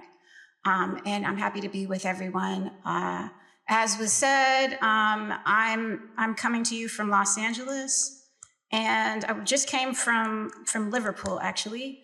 And where we have some family. I have to shout out my mom. My mom's right there with the red mask on. What up, Julie Burrell? But we were there visiting my mom's brother, Paul Pang. And we spent Saturday and Sunday at Africa Oye. Anybody been to Africa Oye? Oh, okay, yes. Nice. Okay, you did the excellent one on the Nigerian folktales and Bolu. Oh, yeah, the novel, right? So you've been to Africa Oye. It's amazing, right? It's a fantastic festival. Julian Marley was the headliner on Sunday. Saturday, we were there both days. We danced to some Congolese rumba. So why am I talking about Africa Oye? Well, this also gives some context for why I was really excited about this conference, because I said, while I'm out here, I'd love to be in this conversation. So I was excited that the abstract was accepted. But also thinking about Africa Oye allows us to think about Black diasporic music, right? And today, in putting in conversation with two Black women singers from the 70s, one, now they're both working across the Atlantic, but Linda Lewis, who's from East London, any Linda Lewis fans? Ooh, okay, so it's new for you. So Linda Lewis from East London, and then Betty Davis. Okay, oh, we got some Betty Davis fans. And then Betty Davis, from the States, she was born in North Carolina, but as part of that, the folks who made that Great Migration, when we think about Great Migration, which lasts from really the 20s to the 70s, there's a couple of waves in the United States of Black people moving from sort of rural, southern rural outposts to like economic opportunity. Still limited, still facing racism in the North. So she was born in North Carolina, then she moves up to Pennsylvania. But they both sort of make their way. There's two Black women musicians who were operating in the 70s. And I mentioned Africa Oye because so often, one of the ways that I hope to be talking back is to this engagement of Black musical practice that is like nation bound, right? Well, we really need to be thinking in conversation. For example, Peter Tosh's longtime guitarist and Bob Marley's longtime guitarist, who just passed away and whose name is escaping me, is actually a blues musician from Midwest of US, right? Who helps build that sound with, right, these Jamaican musicians. So there's always conversations. We know, for any Fela fans, Fela Kuti fans, right? We know Fela was in conversation with musicians in the US, with musicians in the UK, right? So when we're having these conversations about Black diasporic music, they cannot be nation bound, right? So that's a little bit of context for what I want to do. Okay, there we go. So we are looking at, we're looking at Betty Davis. So this is one of the women that I'll be discussing in part today, and it'll be a little bit of a teaser because my hope is that this invites you to listen closely and critically and maybe in a new way to these particular musicians. So this is Betty Davis. She had an album titled They Say I'm Different, which is sort of where the title is generated from. And I'll bring this up, but I really wanted to highlight They Say I'm Different, not just because it's the title of one of her albums, but one of the things that her and Linda Lewis were reckoning with. And okay, there's Linda Lewis. So there's Linda Lewis and there's Betty Davis, right? So we have two Black women musicians, singers, songwriters, and producers, right? Now, we know in conversations about music, oftentimes there's been the elevation of instrumentalists over vocalists, right? And I don't want to reproduce that because that's diminished the work of a lot of women musicians. That said, one of the things I wanted to highlight and put these two in conversation is that both of these musicians were songwriters, they were producing their own albums, they were band leaders, right? So they're doing this in the 70s, their particular sounds. One from this side of the pond, one from the other, although they both were moving really back and forth in terms of their sound. There are some differences between the two. Linda Lewis experienced more chart success. I'm actually surprised. Well, here's the thing. I'm obsessed with 70s music. So I'm like, I'm surprised nobody's, but that's a long time ago. But Linda Lewis actually experienced some chart success. Betty Davis was less known. She sort of, they both were operating in like sort of overlapping Black musical genres. So I'm thinking about them within soul, but understanding that they're really all these genres are bleeding together. So funk, they have some elements of country, gospel, all these blues are all like fused into their particular practice. But Linda Lewis experienced some chart success. Betty Davis, her albums were out of print for a long time. They don't come back into print until 2007 to 2009 is when Light in the Attic is actually Seattle. I'm originally from Seattle. It's a Seattle-based record company that re-released her albums and then released one of her albums from the 70s that had not been released before. That's Betty Davis. So Linda Lewis had a little bit more chart success, but nevertheless, one of the things that I wanted to call attention as we think about these particular figures was something in relationship to what I call, well, what Angela Davis calls sexual sovereignty. So I'm gonna turn to some of my notes, but then I'll speak through a few things that I want to call to your attention. So as this convening emphasizes, Black feminisms, which is a continuum of imaginations and exercises of freedom that predate its naming. We know that there always have been Black feminists, even before we have these particular moments, for example, in the US with the rise of the Combahee River Collective. And these imaginations and exercises of freedom, or as Bell Hooks in the wonderful quote that is sort of highlighting and galvanizing our thinking today, gestures of defiance, right, have included unruly speech, or what I'll call disorderly conduct within the genre of popular music, in this case, soul music, right? And so doing all of this, and we know that Black feminism has had these gestures of defiance as they've contended with multiple forms of oppression, right? And so these are all parts of the projects that Black feminism negotiates. Now, critical to this project is listening to the archive for liberated voices, right? Silenced in their moment, or perhaps in the historical record, right? By those ill-equipped to hear those, quote, born in Babylon, both non-white and woman, end quote, as Black feminist poet Lucille Clifton versed in her poem, Won't You Celebrate With Me? In our brief time together, I'd like to listen to the 70s, and also provide some guidance for when you listen later, when you are on YouTube or Spotify, or if you know a more ethical, I'm a subscriber to Spotify too. Spotify is the devil.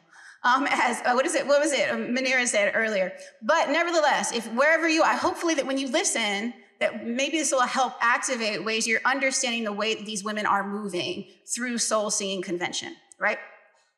So I'm particularly interested in attending to how, Linda Lewis from East London with roots in the Caribbean, and Betty Davis with roots in the US South, North Carolina, and Pennsylvania, we're employing vocal stylings characterized as idiosyncratic and outside of a soul sonic ideal, right? So idiosyncratic and outside of a soul sonic ideal. I believe that giving ear to these two Black women musicians active in the US and the UK in the 70s offers, insight into these entangled circuits of sound that comprise popular music, but also how Black women musicians responded to diminishments of their personhood and artistry.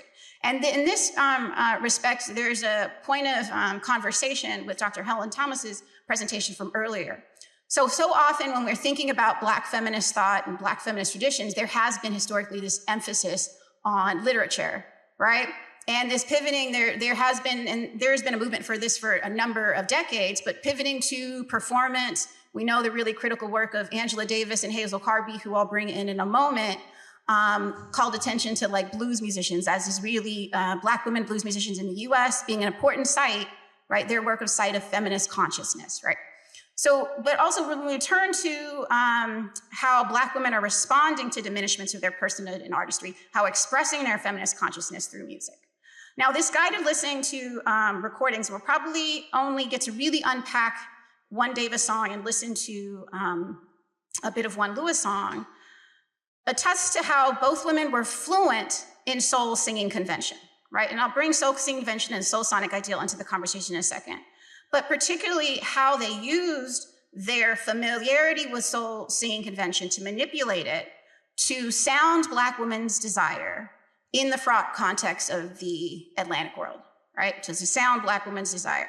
We know that the constancy of racialized and sexual violence and the defensive strategies of dissemblance on the one hand or respectability on the other hand that is produced have historically amplified hypersexual stereotypes and muted Black women's sexual autonomy and pleasure. This afternoon allows us to think about how they're manipulating that or engaging in that conversation through their particular dexterity with vocal practice and songcraft. So when I talk about a soul sonic ideal, when I talk about a soul sonic ideal, I'm actually talking about, and this is actually before I get to soul sonic ideal, this is when we think about some of the output, Linda Lewis. Yeah, I hope you guys listen to Linda Lewis later. We'll listen to, like I said, a snippet of Reach for Truth. But these are some of the albums from the 70s. And then we have Betty Davis, and these are three other albums. So once again, Linda Lewis, Betty Davis, you get an idea of how they were presenting themselves.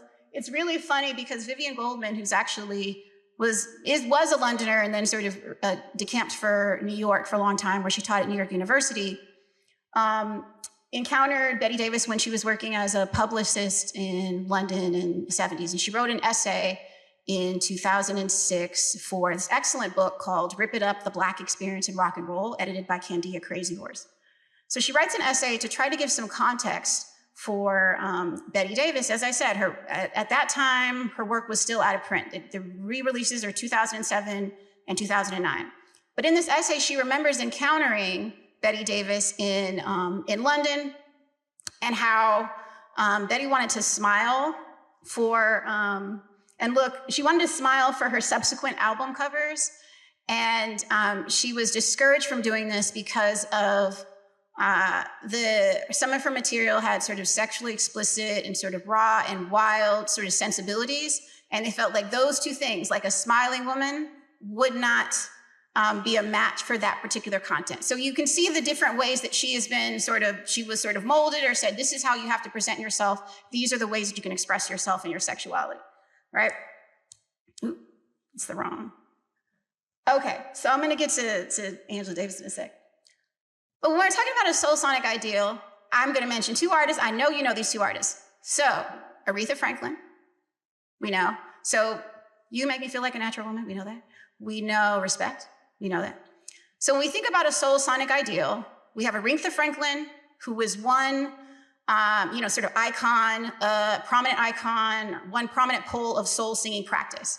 The other one, and these soul singing conventions that we have, they're gendered soul singing conventions, really are, they're formed over a period of time that really crystallized in the 60s.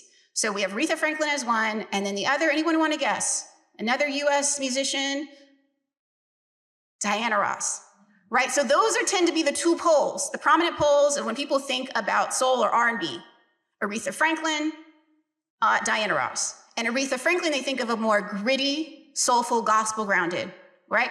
And then Diana Ross, they think about one that was had more commercial appeal. We have the light soprano, right? And then also one that was infused with interests in sort of like assimilation and success, right? So we have these two ideas, and these are the two ways that help construct this idea of a gendered soul sonic ideal. And Black women singers in the 70s are trying to negotiate a landscape, right? Where they're being pushed into two different positions, right? These are the two ways. And even as we can celebrate those two practices. This is not to demean those, but to say the ways in which the industry did not allow for Black women singers to exist outside of that, right? You've got to be categorized in the Diana Ross camp or the Aretha Franklin camp.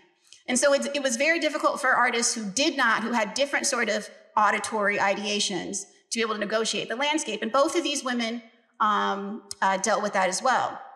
We also have, we think about the 70s and people think about swinging 70s, we think about sexual liberation and whatnot, but this is complicated by their Black womanhood and the stereotypes of Black women being hypersexual and how they had to negotiate that with Black publics, right?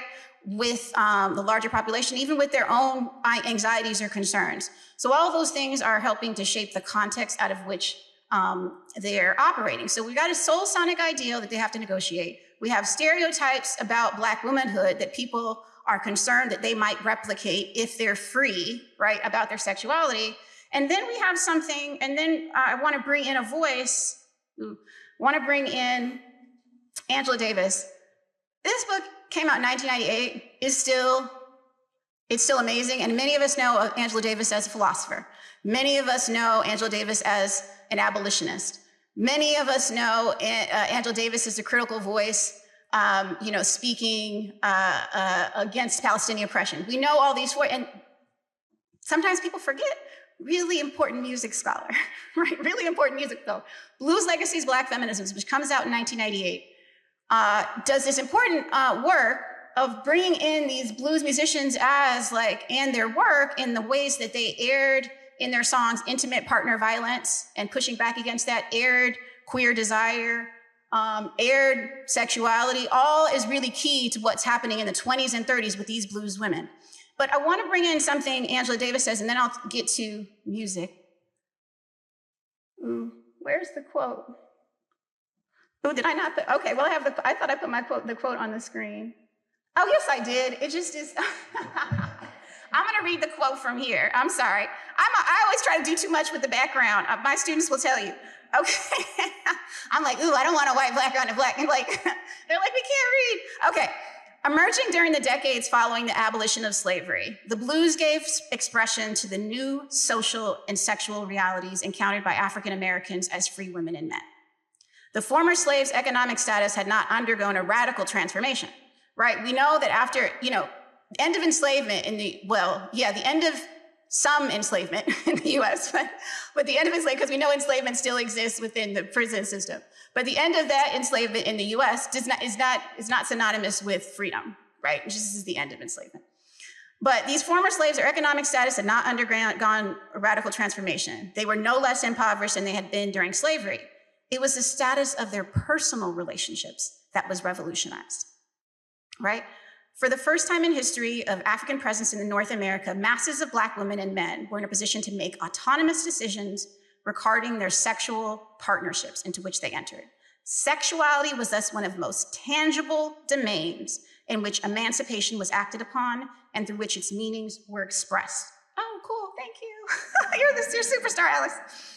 Sovereignty in sexual matters marked an important divide between life during slavery and life after slavery. I think this is so well put, this idea of sovereignty being something that you exercise in your own sexual choice, and also remembering that within the context, right, of enslavement, and also the context of like Black womanhood, womanhood broadly, Black women specifically, being able to choose your partner, being able to express your desire, right? This is a critical part of sovereignty. And we know, we think about some of the overlapping freedom movements of the 70s, whether we think about women's rights broadly, we think about queer rights, that key to that is about sovereignty in sexual matters. Like you have choice, right? And so the airing of this desire is actually really, really key to exercises of freedom, to being a free person. But then as Black women are negotiating stereotype, they're encouraged to mute that. So it's to not affirm ideas about their sort of sexuality. So there is this connection. Now, the two artists that we're talking today did not mute that. And I do think this impacts the way that people engage them. And so let me just go. So as I mentioned Vivian Goldman, and I mentioned how she writes this essay about Betty Davis in 2000, I guess it was 2004, I said 2006 earlier.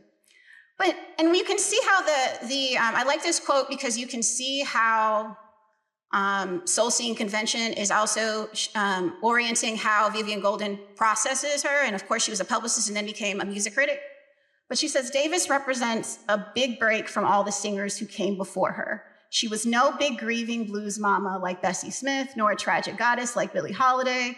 Equally, she wasn't an elegantly gowned church lady like Aretha Franklin. Even her closest archetype, the rocking Miss Tina Turner, that perennial hot chick, didn't dabble in Davis's outre extremism.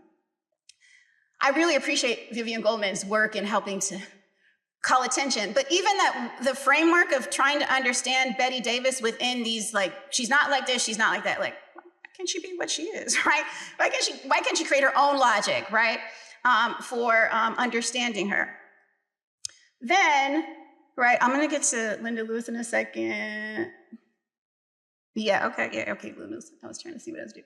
I wonder if we can play a little bit of If I'm in Luck, I Just Might Get Picked Up by Betty Davis. We're just gonna listen to a little bit and then I'll provide a little insight into what she's doing. So I want us to, as we're listening to, I want us to think about what you hear. Let's just be active listeners.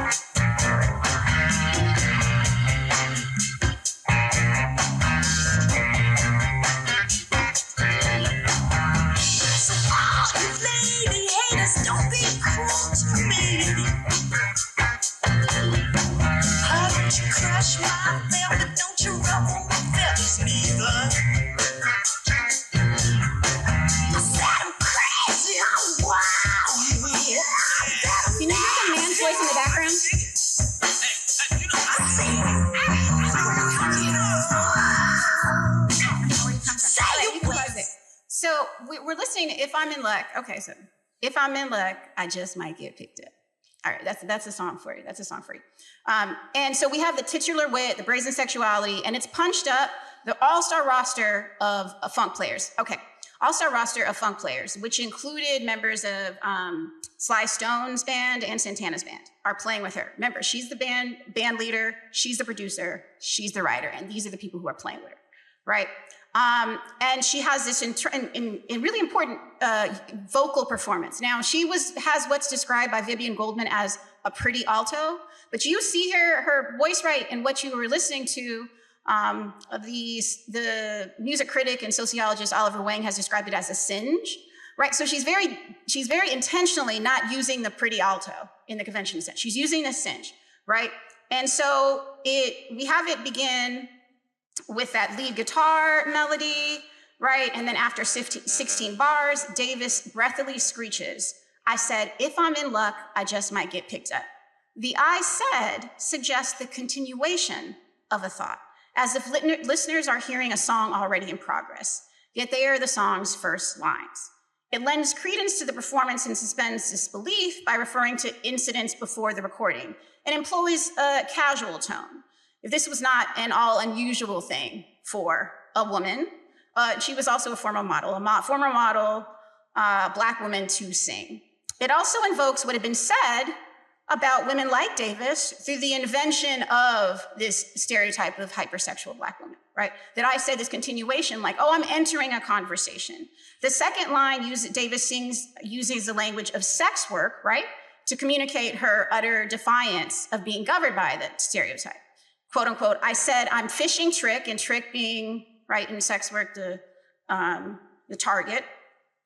Slang for seeking a client to pay for sex or securing someone to underwrite one's lifestyle, is generally dangerous territory given the circulating narratives. But Davis is indifferent.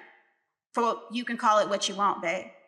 Then comes the refrain, where all lay out except the drums, calling attention to Davis's declarations. "I said I'm wiggling my fanny. I'm Rachi dancing, doing it. This is my night out," right? So she's having a good time. Each song statement is interspersed with the exclamation of a dumbstruck and aroused male viewer. And that's why I was saying pay attention to the voice in the background, right?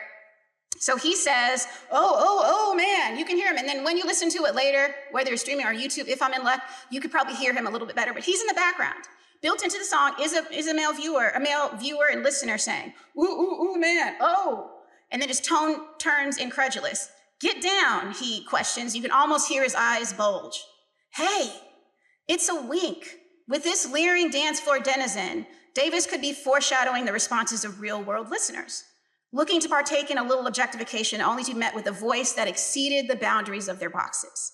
He is the Trick whom she sought to ensnare.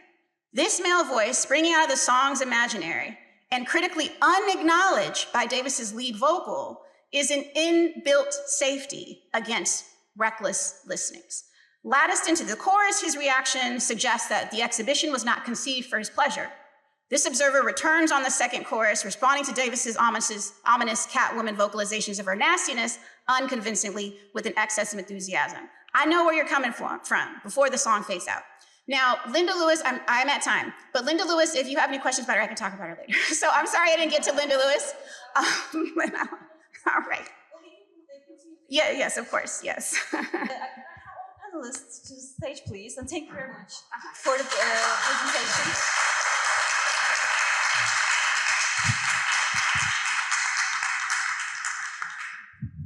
What you've just said very, very succinctly is that she's always trying to subvert the frame that frames her.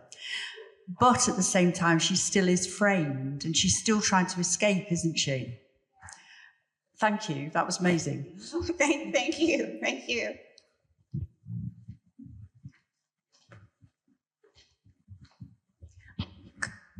I was just going to ask a question about, I think it's Yvonne Fair and where Yvonne Fair sits in this description. First, shout out to you for, I haven't heard anybody say Yvonne Fair in a long time. But so I have this mix that I make. I'm also like Muneera, also like a Labs DJ. And I have this mix called Women's Love Rights. And it included songs by Yvonne Fair, Laura Lee, and it actually takes its title from an album by Laura Lee in the 70s called Women's Love Rights. Like there's so much interesting music. But as you said, when we think about Yvonne Fair, who we have, who was exploring taboo topics, explicit topics, but then they are muted in the history of like soul music, right? They're muted in there. So in terms of where she fits in, I see her as being and conversant with them. And what I'm interested in doing is sort of amplifying their voice. Now I'm curious for you, how did you encounter Yvonne Fair? I'm interested in the way that you speak about these artists because I'm from a music sampling background. So where I was introduced to these artists is through samples. So it's the way that I was introduced to Yvonne Fair was through a sample of one of her live records that Jay-Z rapped over. So yeah, it's just kind of layers to it. But I was just interested because the Betty Davis song that played, it sounded similar to the Yvonne Fair catalog, some of it. They're definitely a conversation. I think what you bring when you think about sampling, I'm teaching hip hop this fall. I've been teaching hip hop for about 7 years, but I'm teaching it this fall. Then what you bring to mind is how the samples sometimes, and this happens with samples, are out of context. And samples are a critical part of Black diasporic music practice. But oftentimes the samples being used by Jay-Z in ways that actually run counter to the sort of liberatory work that they were doing in the first place. And many of us have, or he's old school now, let's just be honest. But many of us have listened to Jay-Z and we know that misogyny is part of his brand. So we think about, we have all this freedom making. This always makes me sad when we all this freedom making sounds, or even seeing how, we have this freedom-making sounds or these freedom songs and then deployed in ways that actually run counter to the sort of work they were doing. But that's just awesome. We should all also listen to Yvonne Fair, but they're certainly in conversation. Any other questions for our panelists? Perhaps you can have one or, This may be too difficult to kind of answer, but Holly, thinking about the ways in which you were asking for us to think about connectivity and transnational movement and a movement of movements, and then reflecting on the way in which you were talking about the way in which the music discourse has gone through borders, and that there is a musical connection that has already been transnational for generations. Is there any way that we can look at connecting practice through culture and music in the ways in which there is already dialogue, in the ways that we further unite movements and solidarity in political cause? Is that a question for me? Or just... Yeah, nice one. That's a great question. I don't know if I'm equipped to answer it, but I think it's a really interesting, really interesting proposition. I guess, I don't know, as you were kind of saying, I guess what music does do is it brings people together across borders and between contexts. So in a way, it's maybe we could see it as a sort of a bridging tool. And I think also what it does is it gets us out of this heavy pragmatism and bureaucracy, if you like, which I feel like we're always at risk of emulating institutional ways of making, of politics making, and maybe music is one of the ways that we can imagine outside of that, basically. I don't know. Mm-hmm.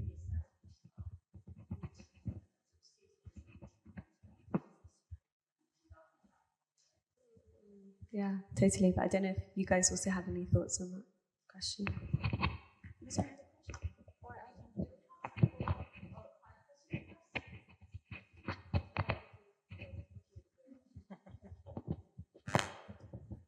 Sorry, it was for Jennifer. I love the presentation, and I was just wondering whether, in terms of the verticals and the horizontals and the curves, whether you feel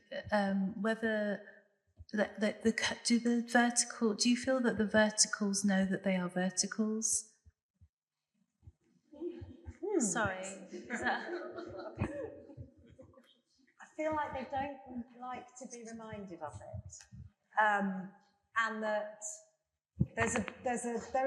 I feel like there's often resistance, and somewhere like a university, we think of universities as these, hugely inclusive places, and individually people aren't uninclusive, but structure and systems really make it, I think, difficult. And doing that piece really made me think, well, what do I want? How do I want life to be different? And it's like, well, I don't really want anyone to make an accommodation for me. I just want everybody to be able to experience work or life in a way that's easier for them, which is going to look really different depending on who you are. So for some people, forms help them, organise their thoughts. Whereas for me, it makes it so difficult to engage. And I've got no idea what the answer is. But yeah, I think the verticals often collectively don't like to acknowledge all the little things that they do that become barriers to inclusion. Don't like to acknowledge the impact of those things because they experience them on a personal level, I think, often very differently. I hope that's not unfair for anyone in the room. I would like to thank our panelists for their insightful presentations. Now we will have a coffee break and then we will go to our keynote speech.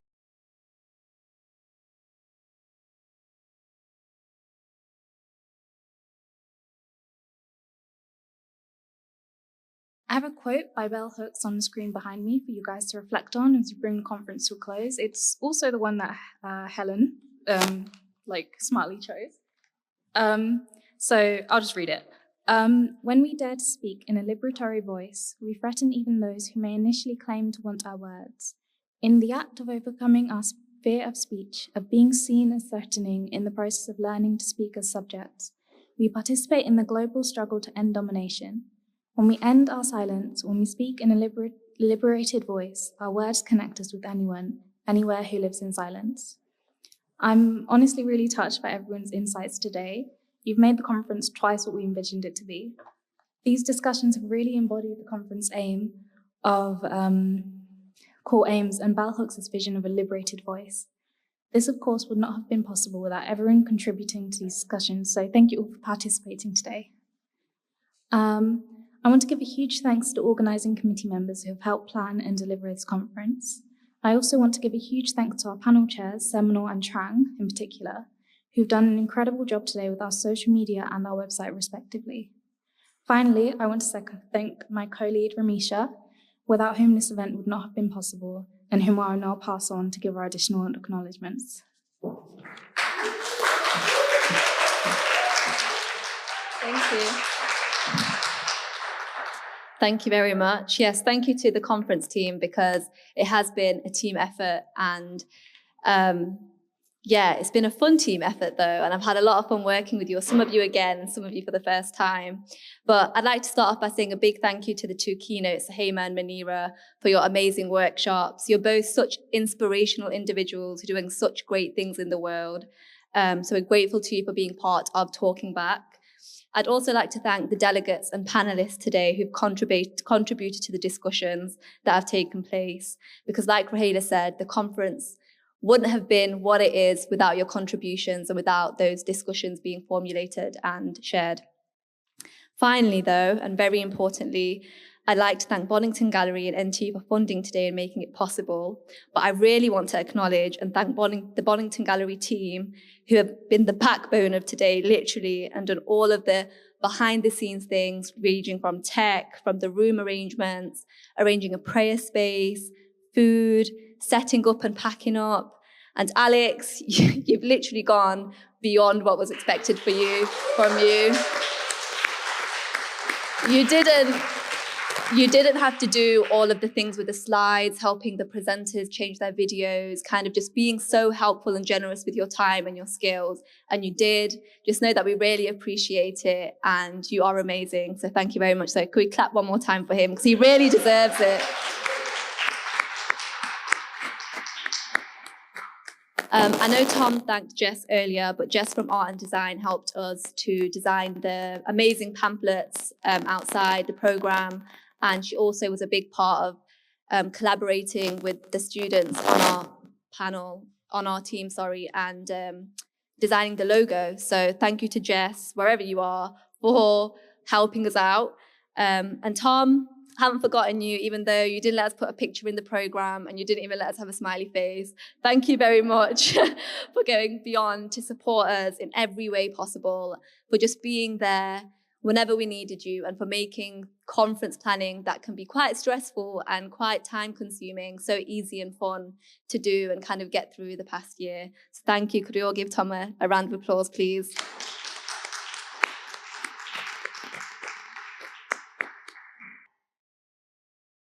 Muneera Pilgrim is a poet, cultural producer, writer, broadcaster on BBC and Ujima, TEDx speaker and WOW Festival speaker with international acclaim. She conducts workshops, shares art, guest lectures, hosts and finds alternative ways to educate and exchange ideas while focusing on methodologies of empowerment of non-centered people. At heart, Muneera is a storyteller concerned with telling stories to disrupt mainstream narratives of non-centered people globally and to beautify truths that are rarely told. She etches a poetic space of dialogue which is accessible to all, regardless of religious and cultural boundaries.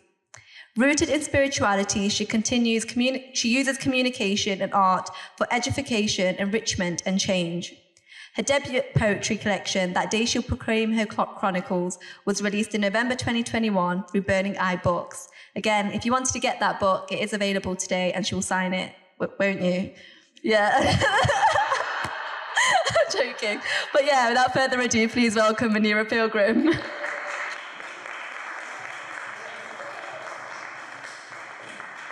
Thank you. I'm so glad you said sign it, because I only have one book left. So yeah, that's that. How are you guys? You well? Well done to you all, because so many of you have been a part of today, whether it's through reading poetry or whether it's through showcasing your work. So well done to the organizers as well. You guys have curated something so wonderful and so special, and you made me come and share a space with my friend Suhaiymah. So thank you so much. I'm going to read some poems today, and I've got 15 minutes. So let's see what we're going to get into. The first poem I'm going to read is called Sweetback. When I was a kid, I used to work for a street team. Do any of you know what a street team is? Okay, so you had record labels who thought, how can we exploit the kids of today, right? So they were like, I know, we'll give them posters and stickers and billboards to stick up in exchange for records. And that's what they did. But I enjoyed it. And there was a particular group known as Sweetback, but there was a singer from that group called Amel LaRue, and she has shaped my life in so many different ways. Wonderful ways. But anyway, Bismillahirrahmanirrahim. And I'll start like this. I open the 12-inch cardboard envelope, the color of dirty sand, pull out the white paper sleeve made to hug the black vinyl, walk disc balancing between my upright palms. It hits the deck and spins, 33 RPM pin grip suspended on the edge of this whirling black orb. No beginning nor end, slightly warped and spinning. I back away from the players, sink into the soft edges of my bed. The first note holds like it's gasping for breath. In this, I am the center of the story. I don't know much about African-American matriarchs, cooking grits or collard greens. I've never witnessed my grandmother sitting on her veranda singing God hymns while puffing a pipe, though I know that she did. See me? I'm more second generation, Jamaican in Britain, Grand's house and Saturday soup, blue or white vans picking me up for Sunday school. Every other cousin was a sound man with a stack system in his room. I was more knockout ginger, but home before late. Defrosted chicken cause mum's coming back late, but the words, they speak to me, you will rise. And I feel the blood in my body stirring. A long list of nameless women unfurl inside the coat of my skin. Prayers do travel through vinyl. A song is a sanctuary filled with our fathers, our men's, and our means. Notes can be mutiny, Morant Bay rebellions. Lyrics are litany, and our modern day psalms. Thank you. Question for you. Is there a way to put this like so? Is that possible? Yeah. Is it too heavy? No, it can hold. Okay, awesome. Yes, please. Sorry. No, that's fine.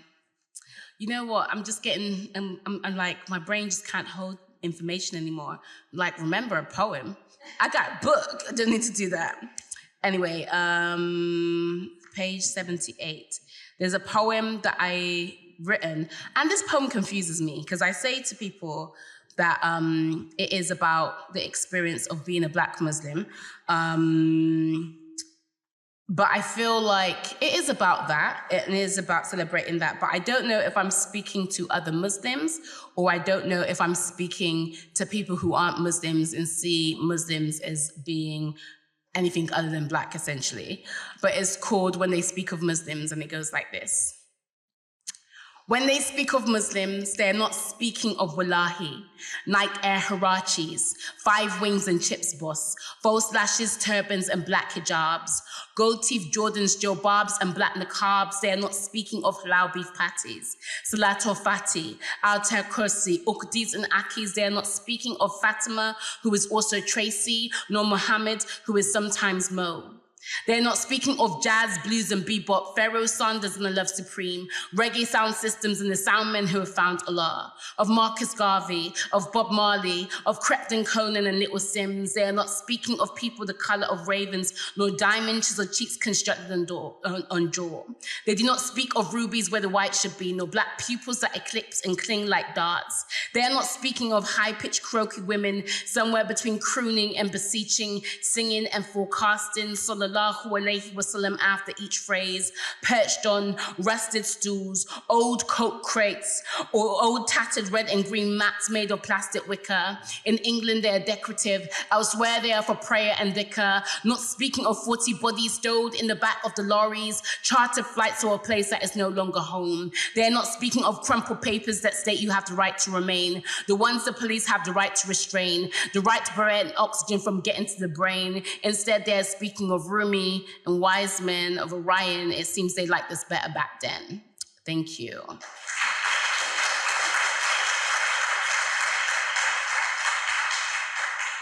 How you guys doing? You okay?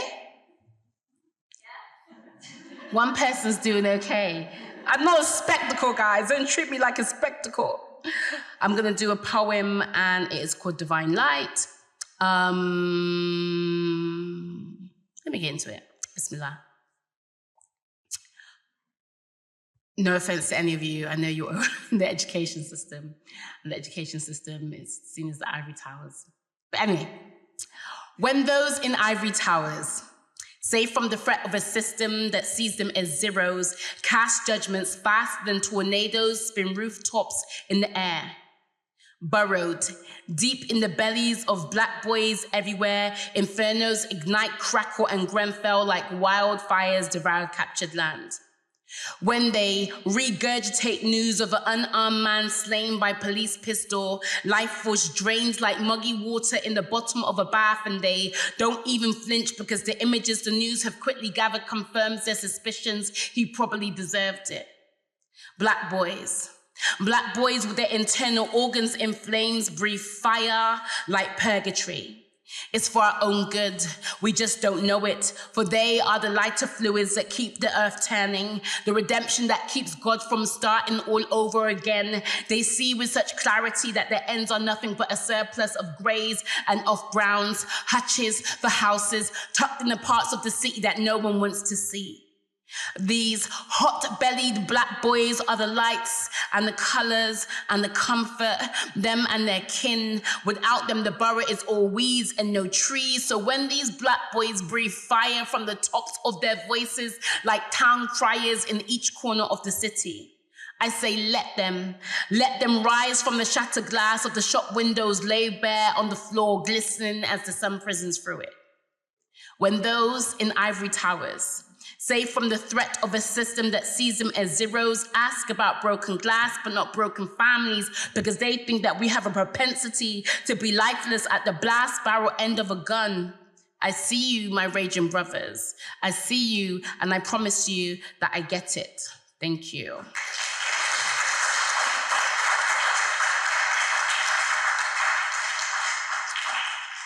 I am going to do 2 more poems. So I've been in Bristol. It's interesting, you know. I think that it's difficult sometimes trying to be a part of movements that are supposed to be for justice, and as a Muslim, as a Black Muslim, in a city like Bristol. Bristol, all love to Bristol.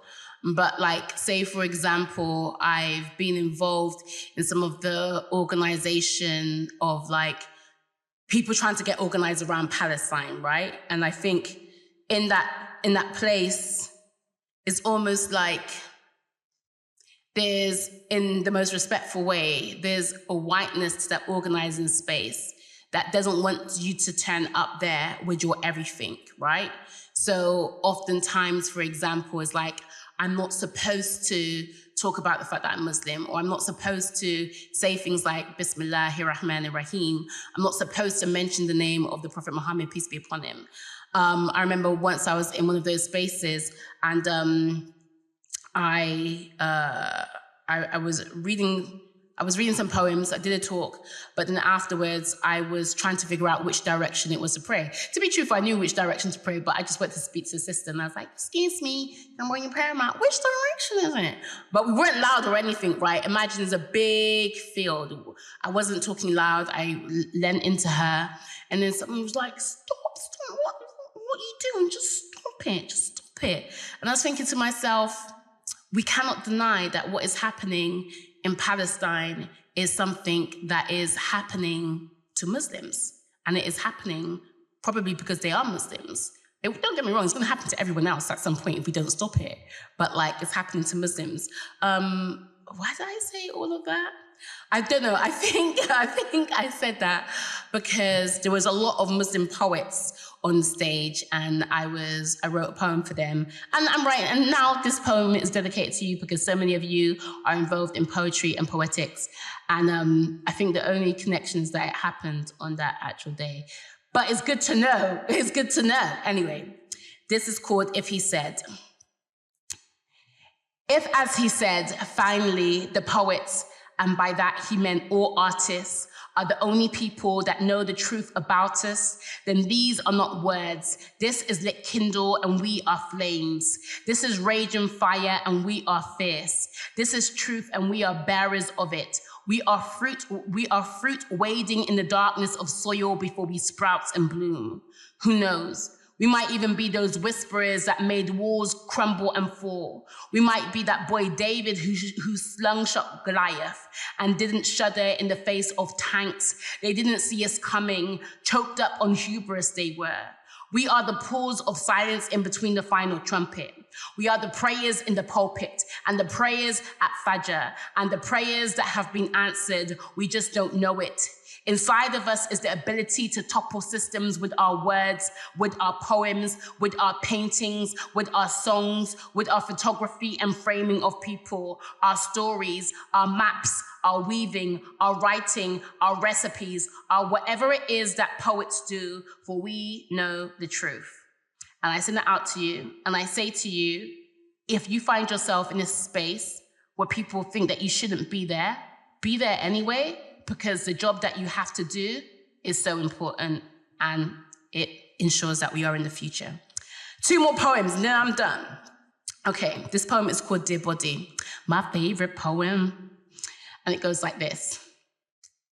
Dear body, thick body, brown body, round curved clutch body, soft body, my body soaked in lavender with a fragrance somewhere between mangoes and vanilla body. Dear you, stout like your grandma, curved like your mama, thick skin and supple heart, blemished skin and breaking heart. Sorry for the times that I've neglected you, failed to shower you with gratitude, because you are more than vessel, more like vital. Without you, this world is void and without form, no thought, no feeling, no functioning, no witnessing God wanting to be known, no stumbling over subhanallah when hearing it for the very first time, no bended knees nor fajr tears, no closed eyes when kissed on your neck, nor faint breath when kissed on your back. Dear body, my carry me through hurt body, compartmentalize until I could heal with body, deal with body. I have neglected you, bitched at you, bullied you for being so fat, so dark, so light, so hair not long enough, hair too thick under my chin, breast too big, butt too small, feet too flat, shoulders too broad. How have you coped, body? Not broke down, body, even when you were pinned down and screamed out, and once again you were pinned down, but learnt not to scream out, because last time there was nobody, just somebody who wished to colonize you like a country rich in resources, mother tongue gone. So all that remains is corrupted languages that have taught us not to love our bodies. So it's no wonder I have neglected you. At one point even loathed you, but now I need you to know that you are heavenly. The type of bodies continents could be named after. Muneera, land of silk tongues and wild ravines, stretch marks curved in tummies and thighs, land bountiful, overflowing, house of hope, home of hearts. You are loved. Thick body, brown body, round curved clutch body, soft body. Thank you for carrying me through. Thank you. The reason I think about that and why I say body so much in there, and apart from the fact that poetically it sounds quite nice, I think the reason why I love that poem is because growing up as a child, as a plus-size child, like, you kind of taught not to love your body. You're kind of taught that your body isn't lovable, right? And then when I converted to Islam, like, wearing the scarf and wearing like baggier clothes was a way for me to hide from my body. And I didn't have to deal with the relationship that I had with my body. But now, coming back to it, having a relationship with myself and how I feel about myself and thinking about what my body facilitates for me, I think is really, really beautiful. And that's why I wrote this. Final poem for me. And in sort of like Islam, there is this concept that like, God is so vast, right? The divine is so vast. Our Lord Allah is so vast, right? Bigger than anything. Created the whole world, right? Created everything, is the creator. Yet at the same time, this vastness, this bigness, this creator can be held in our hearts, right? And oftentimes I try to put things in my heart that, you know, it's like saying, oh, get out of my heart a little bit. But like actually reframing that and thinking about my Lord living in my heart and my heart being a house and being a home and not filling that with things that would distract me from God. So this poem is called To All the Men Who Use Why Are You Single as a Child line. Goes like this. They ask me why I'm single. I shy away from the truth. Spiritual women attract broken men, and like a nurse, I tend to them. It's not that I've never had relationships, it's just there's a thin line between lover and healer. I am often both, and he is often neither. He is the one in need, and I mostly have the ability to rejuvenate when I deplete. They come to me wounded, and it would seem my womb has a thing for making my heart their remedy, them idling on sacred ground, somebody else's sacred house. I act placid as they set God's house alight to keep them warm. And when they're done, I put out their flames with acid, scooping up the flesh that's left behind, knowing these scars will heal with time, because who does not want a woman who can heal like alchemy, who can ease pains and sorrows, mixing elixirs out of tears, cloves, and aloes? Please tell me, who does not want a woman who will give all of herself until she is hollow? God's home is hollow. I am shallow, yet drowning still. It's best I'm single, that's God's will. Pen has lifted, feather and quill. We are remodeling house into home, so the next man who enters will have to take off his shoes and bow at God's throne. Thank you.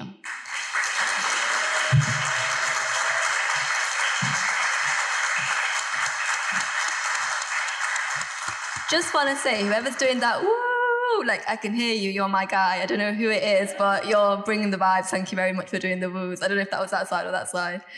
Right, thank you very much, Muneera. That was beautiful. Appreciate the whole 15 minutes performance. I think there's some of your poetry that I've engaged with in my PhD that has just blown me away, but actually having the opportunity to hear you perform live is a whole different thing. I think I'm just in that fangirl, like, come in, just give me a minute type thing.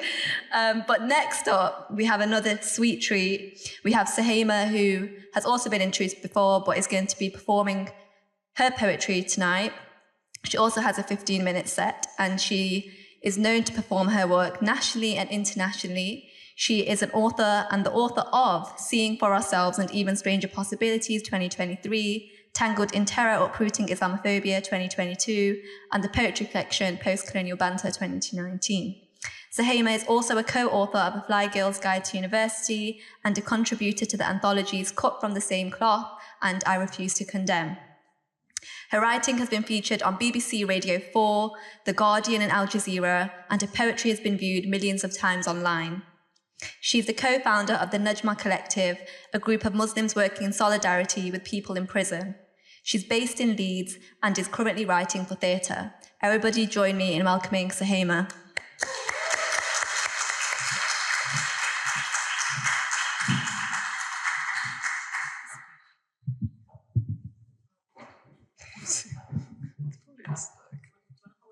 Just hold it a little bit lower.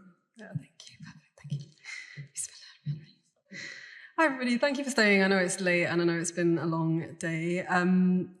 I just want to say that how funny it is when you perform poetry in academic spaces, because I've heard Muneera perform some of those poems before, and the clicking and and I was just like, I was doing the that was I'm like, guys, come on, you can't do this. Like, what? Get that academia out of your bodies. Shake it up a little bit. Oh my God, it's disturbing. This is why I come back to that thing I wrote about academic conferences now. You're making me sway to it. Cool. Okay, so I will also try to share some poetry. Thank you for, like I say, staying and for allowing us to share. I'm going to start, because I mentioned some of my poetry earlier and I kind of just glossed over it, so I may as well start there. So this poem is, it was written off the back of actually working with an archive in Manchester, which has a lot of, I guess a lot of stuff to do with like histories of like Black and brown people in Britain. But there's a really interesting archive specifically. I say it's really interesting to me, so disclaimer. There was a random group that was set up in the early 2000s that was looking, I think it was like Muslim media monitoring or something, or maybe I'm taking that name from something that exists now. But the whole archive was just really depressing because it was all about these meetings they were having when they were like, we need to have better representation of Muslims in the media. And they would document like all of these negative news stories, and then they'd be like, we just need to write to the editor and say like, this is really mean, like, please don't do it. And it was just really like, gosh, are we, like that's 2005, I think, and it's like almost 20 years later, and I kind of feel like the discourse is encouraged to be there. So I just wrote this on the back of the archive. The archive. I don't want positive representation. I want my childhood back. I want the parents in prison to come home, to have come home already, to have never left. I don't want positive representation. I want the planes to open back up their bellies and re-internalize the bombs. I want Fahim Qureshi to get his eye back. He was the first victim of Obama's first drone strike, 14 years old. I don't want positive representation. I want my time back. I want to have never memorized the justification for why I wear it. I want to have never felt smallness. I want to walk with giant steps. I want my sorrow to be a headline. I want our deaths to be devastating. I want the world to stop. I don't want positive representation. I want tyrants on their knees. I want Yom al-Qiyamah. I want more than ipso apologies. I want the channel to dry up. I want our siblings to stride through the sea and claim what's theirs. I want them to take it all back. I want homes unburied by rubble. I want the shrapnel reconstituted into a body of metal, never to touch a baby's skin. I want torsos with no memory of being pushed against car bonnets. I want the journalists jobless. I want economic losses. I don't want positive representation.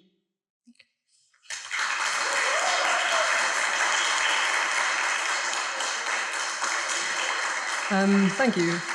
So since we're in this book, I haven't actually read many poems from this. So we're just here now, aren't we? We're just experimenting because that's what we're doing. So got two poems. They're a pair. One is called Her and one is called Him. And they are after Joelle Taylor because it was inspired by a poem of theirs. So this first one is, in fact, which way around should I do it? I will do Him and then I'll do Her. So Him. When they search him, they are showing him himself. This is your beard, length of a fist, a punching fist only, of course. Here is your mixed metaphor body, your calligraphy skin. The only imagery I remember to make of him is sirens and police cars. The security state has hampered my imaginary. All I can see to make a motive of you is marching boots, truncheons, officers. The last part of his body they show him is his tongue. They say, we know these, what these are used for, what your people do with these, seen them in Afghanistan, saw them back in the Orient, seen what they do to language, turn it to seher. Magic, bad magic, black magic, not magic like theirs, which is white, the magic to disappear, erase, forget, pretend, magic to make you small, magic to make the possible appear distant. Her. When they search her, they are showing her herself. These are your eyes, wandering, dangerously ungrateful, repressed at best, treacherous at worst. Here is your translucent skeleton, your threateningly reproductive skull. They lay out her teeth on the table. Can these be inverted somehow, so they no longer gnash but smile in acquiescence? Her hands are splayed flat before them, too much like prayer. They show her how to close them like gatekeeping. The last part of her body they show her is not part of it at all. They say this is most vital. Touch it only with metallic tools, specimen sample. We know how volatile these can be. Saw them on the Durand line, or worse, didn't. Do you know what happens to things we can't see? A siren blares, flashing lights rove. This is unacceptable.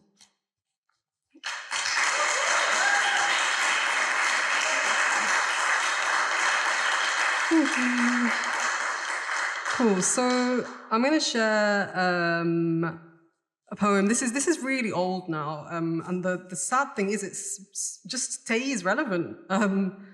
And yeah, I think this was sort of like Brexit era poetry. So Brexit era poetry, I think that is probably a thing. But yeah, it just remains relevant. But yeah, I kind of alluded to this with my weird formula that I was trying to give you. It's called British Values. Let me give some context. I do love British values. So British values, as old and ancient as they sound, came about in 2015, just for anyone who doesn't know, part of the counter-extremism bill, and they are a must. They have to be taught in schools, and this is part of countering the propensity for violence that particularly Black and brown children will have inevitably. So there's a lot of interesting discourse around British values. And they include, by the way, just for context, tolerance, rule of law. This is the thing, man. I'm going to be deported. I can't remember them. I can't remember all five. But they're just like really wild, just like so ironic. So anyway, I love them. These are all real headlines, by the way. Young Muslims in Britain often straddle two worlds. They appear to have a foot in each culture. Concerns revealed around the national identification of Muslims. Review raises alarm over social integration in the UK schools to promote fundamental British value. The face of Britain is changing beyond recognition. I look in the mirror. It's not shattered. I am whole. No one foot in, one foot out. No reason I've got to learn Britishness from the somehow more devout. I'm not uneasy, torn or straddling. It's not shattered, I am whole. But the opposite is somehow all that you'll get told. I mean, I guess, because if it wasn't, if we faced up to the glass, you'd be left with the fact that I am inside. I am Britain now, Because Britain is Bismillah, Britain is basmati rice, Britain is box braids and black barbers shops, Bollywood and Bhangra. Britain is Bradford and Barking and Birmingham. Britain is biryani and black beans. Britain is black, Britain is brown. Britain is boys blasting dubstep on the bus to town. Britain is body popping outside the tube. Britain is Brick Lane before it was cool. Britain is bilingual. Britain is the burqa. Britain is praying in the changing rooms. Britain has its feet in your sink. Britain is bad at knowing itself, belligerent and boring. Britain has not changed beyond recognition. Recognize it was never one thing. I am the inside you pretend is outside, but we have to stop pretending. Pretending the rolling hills are just romantic, not remnants of injustices swept under a rug. Like the tea didn't come from Asia, like its sugar wasn't grown by slaves, like dry humor isn't a way to just ridicule dissent and cues don't expose the way we're always told to wait for change rather than making it. And it's funny that over-apologizing is seen as a national trait, because half of history is still waiting. I look in the mirror. It's not shattered, I am whole. There is no brink or turning point. I'm here. Britain is barbaric. Oh, sorry, did you think that was me? Barbaric bystander straddling the boundary, not quite inside, so you could say I'm the things you forgot, like you're modern, so I'm backwards, you're democratic, so you say I'm not. When the truth is, Britain is blood on its hands and back to the wall. Britain is selling weapons to the most repressive regimes in the world. Britain is the bombs the Saudis drop on Yemen. Britain is using fear to build surveillance apparatus since 9/11. Britain is believing in human rights whilst removing them all. Britain is Yarlswood, Brookhouse, Colnbrook and Morton Hall. Britain is 1,600 dead in or after police custody since 1990, and Britain has no qualms about detaining asylum seekers indefinitely.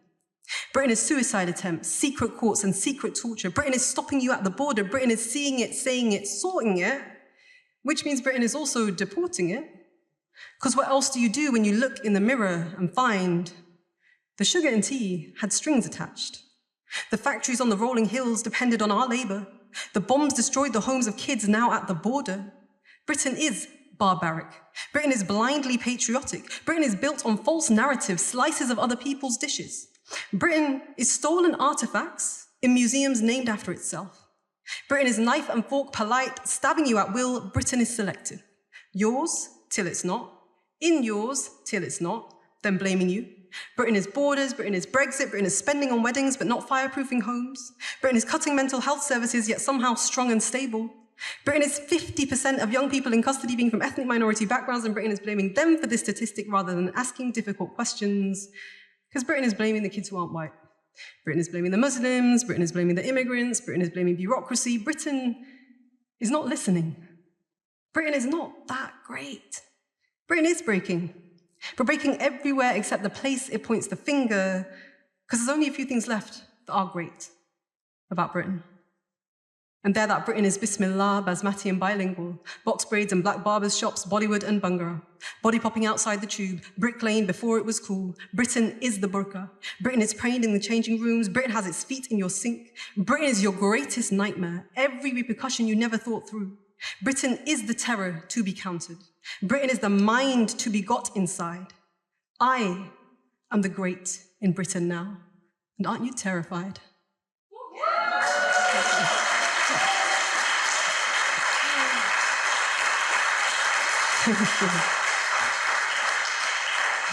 Thank you, guys. Yeah, that one's a fun one with the right audience, but I have been heckled on that one before, and someone was like, "You're not the great in Great Britain." I was like, I do accept, like it was a little bit of satire there, my friend. But no, it didn't mean to sort of hurt anyone with that violence. Okay, so this one is, last one, I'll end here. This poem I wrote, to be honest, I only read it one time, but so you might have seen that story. It was, I think, I've got February as the date here, about a boy called Hassam al-Attar, and they're calling him the Newton of Gaza. And at that time, and I think I saw a story about him recently as well, but he kind of used whatever scrap, metals, pieces, objects, and generated electricity for his family in the tent that they were in Rafah. And yeah, I just thought it was really interesting. So this poem is named after Hassam al-Attar. Hassam al-Attar, 15 years old, makes electricity from broken things. teaches that damaged is only illusion and shattered is only exterior, that light can be made in even the darkest of places. You can crumble the buildings, but never the souls. And you can take the land, but not the martyrs. For every body buried, there will be a soul set alight with the fire of resistance. They're calling him the Newton of Gaza. But he is the Hassam al-Attar of the world. Make him the barometer. Make him the reference point. For Newton's inventions weren't made under the rubble of Western financial interest or the wreckage of corporate media's allegiance to colonial occupation, no. Hassam al-Attar reminds us to question every first. For Newton was merely the Ibn al-Haytham of England, the Ibn Sina of Europe. And likewise, before 2023, before Israel, it was 1936 British planes dropping evacuation notices on Palestinian homes, burning them to rubble by the afternoon. Before Nakba, before Israel, it was 1920 British Palestine police flying in counter-insurgent paramilitary used on the Irish, now for the Arabs, teaching torture techniques to Zionist forces. Before Netanyahu, before Israel, it was 1938 Britain's Charles Taggart constructing fortresses and prisons learnt from India's suppression. So much for the freedom of the West, rights and liberty. 2024 now, do we not see it is not the Hassam al-Attars of the world who are unfree, but we, shackled by mock democracy, thousands ignored on the street every week, a prime minister nobody voted in, making bets on his ability to be inhumane, more intent on preserving the profits of war than money for heating and feeding the poor, bombing the brave who stop ships at sea, detaining the disruptors of weapons factories. It is not they who are in darkness, but we. After all, it is said that the angels see places where God is mentioned on earth the same way that we see stars in the skies. If that is the case, then Gaza is a constellation. Gaza is a nebula. Gaza is a lightning strike in a world of wave upon wave of dark. So when they call him the Newton of Gaza, let Hassam al-Attar remind us that we need not value minds by proximity to whiteness. We'll not value lives by proximity to whiteness, but if we were to, I have never seen a people more enveloped in it. White sheets stained with blood, white body bags, white phosphorus, white sacks of flour severed by bullets, white rubble, white smoke, white ashes, white dust. White flag snipers seek to shoot out, white kitten clinging to a little girl, white carrier bag carrying baby boy's limbs, white bandage, white gauze, white noise, white ambulance crushed by the strike of the drone, white medical uniforms slain in the road, white pages of Qur'ans fluttering out of bombed mosques, white clouds of rain filling cold skies, white beards on wizened men, white bowls held out for food, white tents, white placards, white roofs, white lights, white glaring lights, pure, pristine, innocent, white genocide. Hassam al-Attar laughs when they call him mischievous, says he just likes to make something out of nothing, light out of the dark. God grant us Hassam's mind, God grant us Hassam's heart, and God grant us the realization that sometimes all that it takes is a spark.